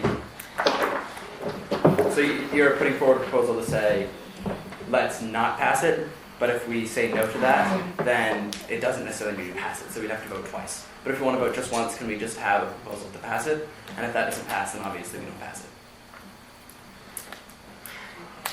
Does that make sense? Actually, I don't care, so sure. Okay. Friendly amendment, we pass this and endorse it. Is that cool? Yes, we have to keep you left on sack and after that a little bit. I feel like if the argument is that, okay, they need the funds, and you can argue that, oh, they can't tap into the other funds, and they decide that they can't structure their budget. I think the argument still is on the table that if they are just now, after 5 years, figuring out how to use that $250,000, is it responsible for us to then give them more money? Even if, and they not even have shown that they know how to use the $250,000 yet. Is it responsible for us to give them more money to have another project to take on, another arm of the structure to take on if they haven't figured out how to work out the kinks in the ones that they are using? It just, logistically, it just doesn't make sense. That's like, I don't know, it's just like you have a small business and you give them more stuff to do. Like, they haven't figured out how to work out the stuff in this small thing first, and they're trying to bite off more than they can chew. That's just, I don't know. I just want to make this clear, and I know Tom. That was rude. I don't understand. But you cut me off, also. He said my name. Well, mocking me. I apologize. I thought you were finished. Mine was me.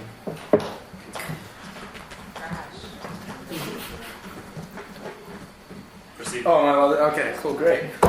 So when I spoke with Tony during my office hours, he made it very clear to me that the only reason that this is associated with the Green Edge Fund is because the director of I guess, term bills, whoever runs that, director of finance, I'm sorry, he, for the sake of not having another independent thing listed under student fees, he associated it with the Green Edge Fund. So that's the only reason the two, obviously they both this initiative and the overall Green Edge Fund concern eco-friendly, initiatives. But the only reason they're smushed together like that is for the sake of not having another name on the term bill. It doesn't make it any more the program itself is its own sovereign thing. It's just listed with the Green Edge Fund on the terminal. That's really the only thing. So by saying that this is a Green Edge Fund initiative is very, very misleading. Like, yes, obviously it's associated by the mere fact that it has to do with like green initiatives, but it's not like a pet project of the Green Edge Fund.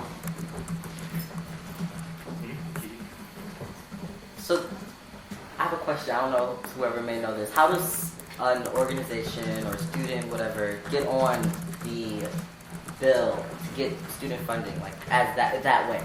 How does that work? I can't tell you exactly. Maybe.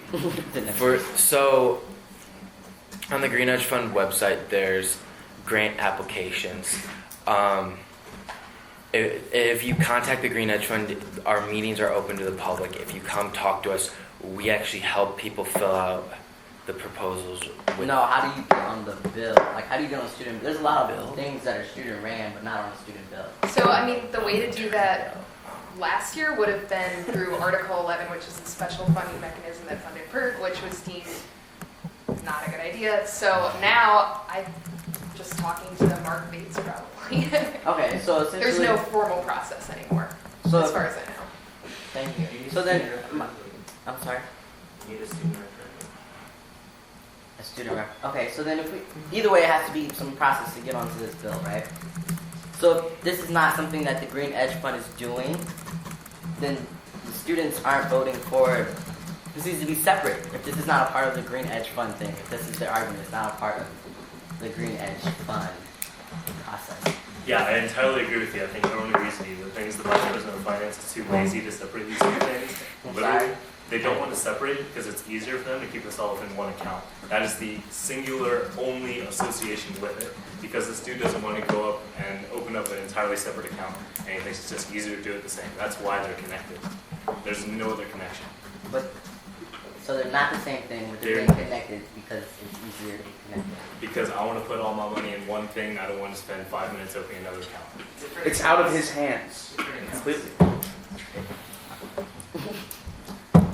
Okay, Paul? Plenary, 5 more minutes. Is it plenary or plenary? I don't know. I like yours. Yours is Cleveland as fuck. You have a clarifying question? You say they're not related in any way. Does that mean that there aren't actually any people, they don't share officers or people at all? No, they share people, they share the same goals. They're not related in the sense that when you go to apply for one thing, they go for different goals, they go for different projects. I'm trying to get my professor to set up some kind of like classroom experience where we go to the farms and we like plant trees and we're like measuring how the soil sequesters carbon. That's going to be within the carbon management fund. If I'm going to try to get something to cover the bikes, I'm going to go to the Green Edge Fund. They cover 2 different things. Neil? I think her hand might have been up first. I'm sorry.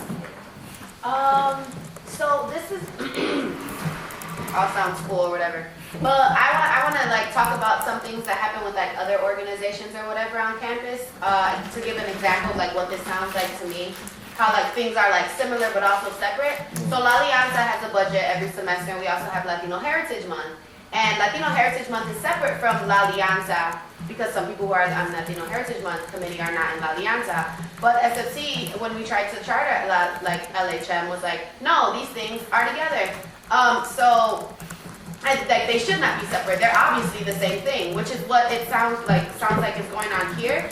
And like these are students and like the student body who are saying these things. So like we're arguing about how like these are separate and together, but people who are representing us in like other places say the same shit that's happening right now. And how like, well, this is separate. No, there are people walking around this school who say it's the same thing. And this is a separate thing, right? Because it's the Green Edge Fund and your CO2 stuff, ethnicity. But like, I don't know, it sounds like the same exact argument. So like we have other people you all are like, oh, it's separate, it's completely separate. And I believe you that you believe that it's completely separate, but at the same time, there are definitely like things happening around campus where like those arguments are also not being listened to either, which sounds like I should go with it, but like, do you get what I'm saying? Essentially? Yeah. I just wanted to ask Kiki, so was your question about them being separate things, that the Green Edge Fund is approved by a referendum, but if the argument is that it's a different fund, that it should also go through that process? Was that your concern? My concern is that there's an argument on the table that, oh, these are different, so like you don't have to worry, like you can't tap into this budget because it's so different, so then what, I'm sure it's not just an easy process to get onto the bill, because you get a different type of funding than having to go to SFCA's annual, and you get like specific funding directed to that. So then to just blanket this under this thing, you're kind of negating that argument you just made. So then which one is it, is the question. And if whichever one you decide you want to use as your argument for the reasons why it should be funded, then stick with it. Okay, well, I was just kind of curious. I don't know if anyone, is there any kind of like data on student interest in this carbon fund and like this carbon initiative? That was a question, right? That's a clarifying question. Directed towards someone. Oh, sure. Yes, there's data that overwhelmingly said that students were in favor of this in a referendum from, I believe, either 1 or 2 years ago. Overwhelmingly, as an I think it was around like 80, 90%. I guess you the exact number. 65% from 2012 and 72% from 2013. It was high. Okay, so that, sorry, am I I just like want to add something about the numbers. The 2012 numbers were when over 50% of the student body voted on the referendum, and the 2013 numbers from last year was only 32% of the student body voted on it. So just keep that in mind. Tony? Okay, I'm going to have to try to clarify the financial difference here.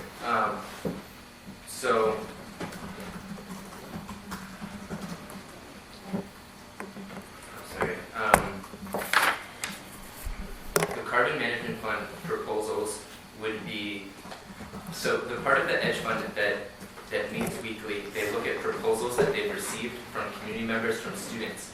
That is the part that the carbon management fund proposals would be going into. They would review these proposals, which literally takes like 5 minutes, and then they discuss them. It could take longer, and they can discuss those with relevant people. The part of the Edge Fund that is in charge of locating proposals and working on proposals, that would be covered on the carbon management side of things by the carbon management fellow, this designated staff person. So on the programmatic side of which projects are being created, that is not a responsibility for the Edge Fund board. They are merely approving through their financial structure, the same as their other funds, they're approving these proposals that would be created by this designated staff person. I hope that clarifies. Yeah, I just want to say there is no, like, Kiki, to respond to your point about whether my argument is if they're a part of the Green Edge Fund or not. It's not an argument. I'm stating facts here. The initiative is separate from the Green Edge Fund. Someone in the financial, someone higher up, decided that in their opinion, the best course of action was to smush that initiative under the Green Edge Fund for the sake of not having too many names listed on the term bill. That's the facts. It's not an argument. There's not back channeling. There's not a conspiracy. That's just the facts. This is a member of our community that I respect if you don't agree with, like, increasing the fee, and that's completely respectable. But this is a member of our community that's trying really hard to do something that students overwhelmingly support. And I don't know. If you disagree with that in terms of the fee increase, that's fine. But I don't think it's fair to assume it's not right to vote for it because it's associated with another group. When he didn't want, he's not acting in favor or in name of that group. He's trying to do something completely different under a different project that got smushed together by a higher up. We're supposed to be protecting members of our community that fall privy to that. Just pointing that out. I like that you said a lot of your stuff was fact. That was cute. I don't think that it was necessarily fact. I mean, there's a lot of members of the community who also would like funding, who also get denied funding. So I don't think it's anything personal. I mean, I appreciate you coming out here and trying to support that, but also think it's definitely not. It's not like he's coming in here like indifferent about this subject. He definitely has like an opinion and a bias towards it. So of course he's going to support it. That's what he wants.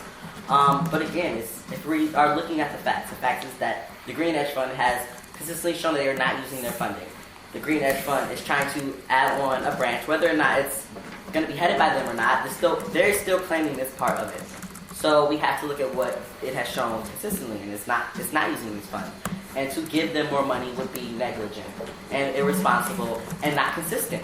If we're being consistent and we're trying to show that we, as student senators, represent the student body, and we're trying to show that funding is distributed based on what the student body wants, we have to be consistent in how we make these decisions. And if student organizations are being defunded or getting less funding because they're not using their money, it will be inconsistent of us to go ahead and give them more money. And wrong. And if we look at the student organizations that do get less money, it's definitely not Solarity. It's definitely not the Green Edge Fund. These are things that are not predominantly students of colors, low-income student funding things. These are things that are funded by, I don't think I have to say it, but I think it's obvious. But anyway, so like consistency is key. Like how are we gonna give them more money and they're not using it? I mean, nobody has answered that question for me at all today. And nobody, and the answer keeps, we're gonna like work to bring more people in. How are you gonna do that? You've been doing this for 5 years. You still have not done that. Oh, we're gonna add on this branch, but it's different. Oh, but it's the same. No, be consistent. Answer the questions. These are the facts. These are what you said. I'm just going based on what's said. I had no interest in the Green Edge Fund before the Senate, so this is not something that I'm coming in here with previous knowledge. Everything that I'm saying is from what's been said thus far. So if we're looking at facts, taking out the bias, we're looking at the facts. This is what is. Yeah, okay, so I get how the funds are separate, but they're environmental funds that rely on student proposals. And we have seen one, and there haven't been getting a lot of proposals, so I mean, I don't see the harm in just taking a year and like seeing them implement these proposals, get more student proposals going, and then talk about the carbon offset next year. Or, I think that groups spending money should demonstrate that they can spend it, or that there's a need for this kind of funding structure. And as it stands right now, students aren't even utilizing it. It's not being publicized. So we should see that this is something that works before we add more money to a similar mechanism. I just wanted to address something that Green Edge Fund did earlier this week, or not this week, sorry, this year, working with Paul. They have a bunch of solar panels within a con, which is really, really cool. They, I think, they had some weird complicated funding thing because they didn't have quite enough money to do the whole thing, which I mean, solar panels are expensive, understandable, and what they did was pretty clever. Got the panels up there, I'm just saying, they do good work. They're going to continue on that trend. It looks like they're getting more active according to what Paul said, and according to these new projects they're picking up. So I do have a tremendous amount of faith in the Green Edge Fund, and I mean, I've been keeping an eye on them for a while. I think it's a really awesome thing that Oberlin does. I think it's getting late. I think it's about time to vote. I think most people have set their minds. We're allowed to disagree. We do not decide on proposals by consensus here. I'm ready to vote when you are. On that note, we have no one left on set, so we have to go to R's proposal. If you'd like to reiterate, call it. Yeah, I propose that we vote against the, no, I propose, you can make another proposal, I don't care, that we vote against the increased Green Edge Fund $10 fee. I'd like to make a counter proposal that we vote to pass the resolution that I sent to everyone else approving our support for the $10 increase. Okay. So we vote on yours first? We gotta vote on the order first because they're competing proposals. Okay. I'd like to make a proposal that we vote on mine first, since it's affirming instead of general feelings. I have a question. Yes. Does it really matter? Because if we don't agree, we don't agree. If we do, we do. Does it matter? Well, we have to do a procedural thing. We have to do that. We So call general it feelings, I'm voting on mine first. Okay. All in favor of approving my proposal to pass the resolution to support the $10 fee? Say aye. Aye. Aye. Okay, keep your hands up so we can count the vote. 6, 7, 8, 9. All opposed? Aye. All abstaining? 9-4, it passes. Okay. Facilitator, who wants to do it next week? Oh my God. Who wants to do it tomorrow? Okay. Peter? Great. Check out, singer. Oh, screw it. Have a good night, everyone. And that is Get the fuck out of here. Obviously, I can't. I'm sorry. I'm so upset. This shit. don't be exaggerating, B, I promise you. Right, I wouldn't be cool about it. We cannot make this up.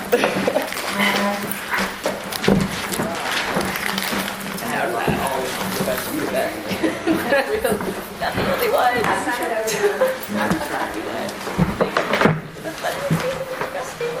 I can deal with faces. I definitely say. I know, so much hanging out. Yeah, it'll be really fun coming straight from our whole class here. Hey, we got us some food before.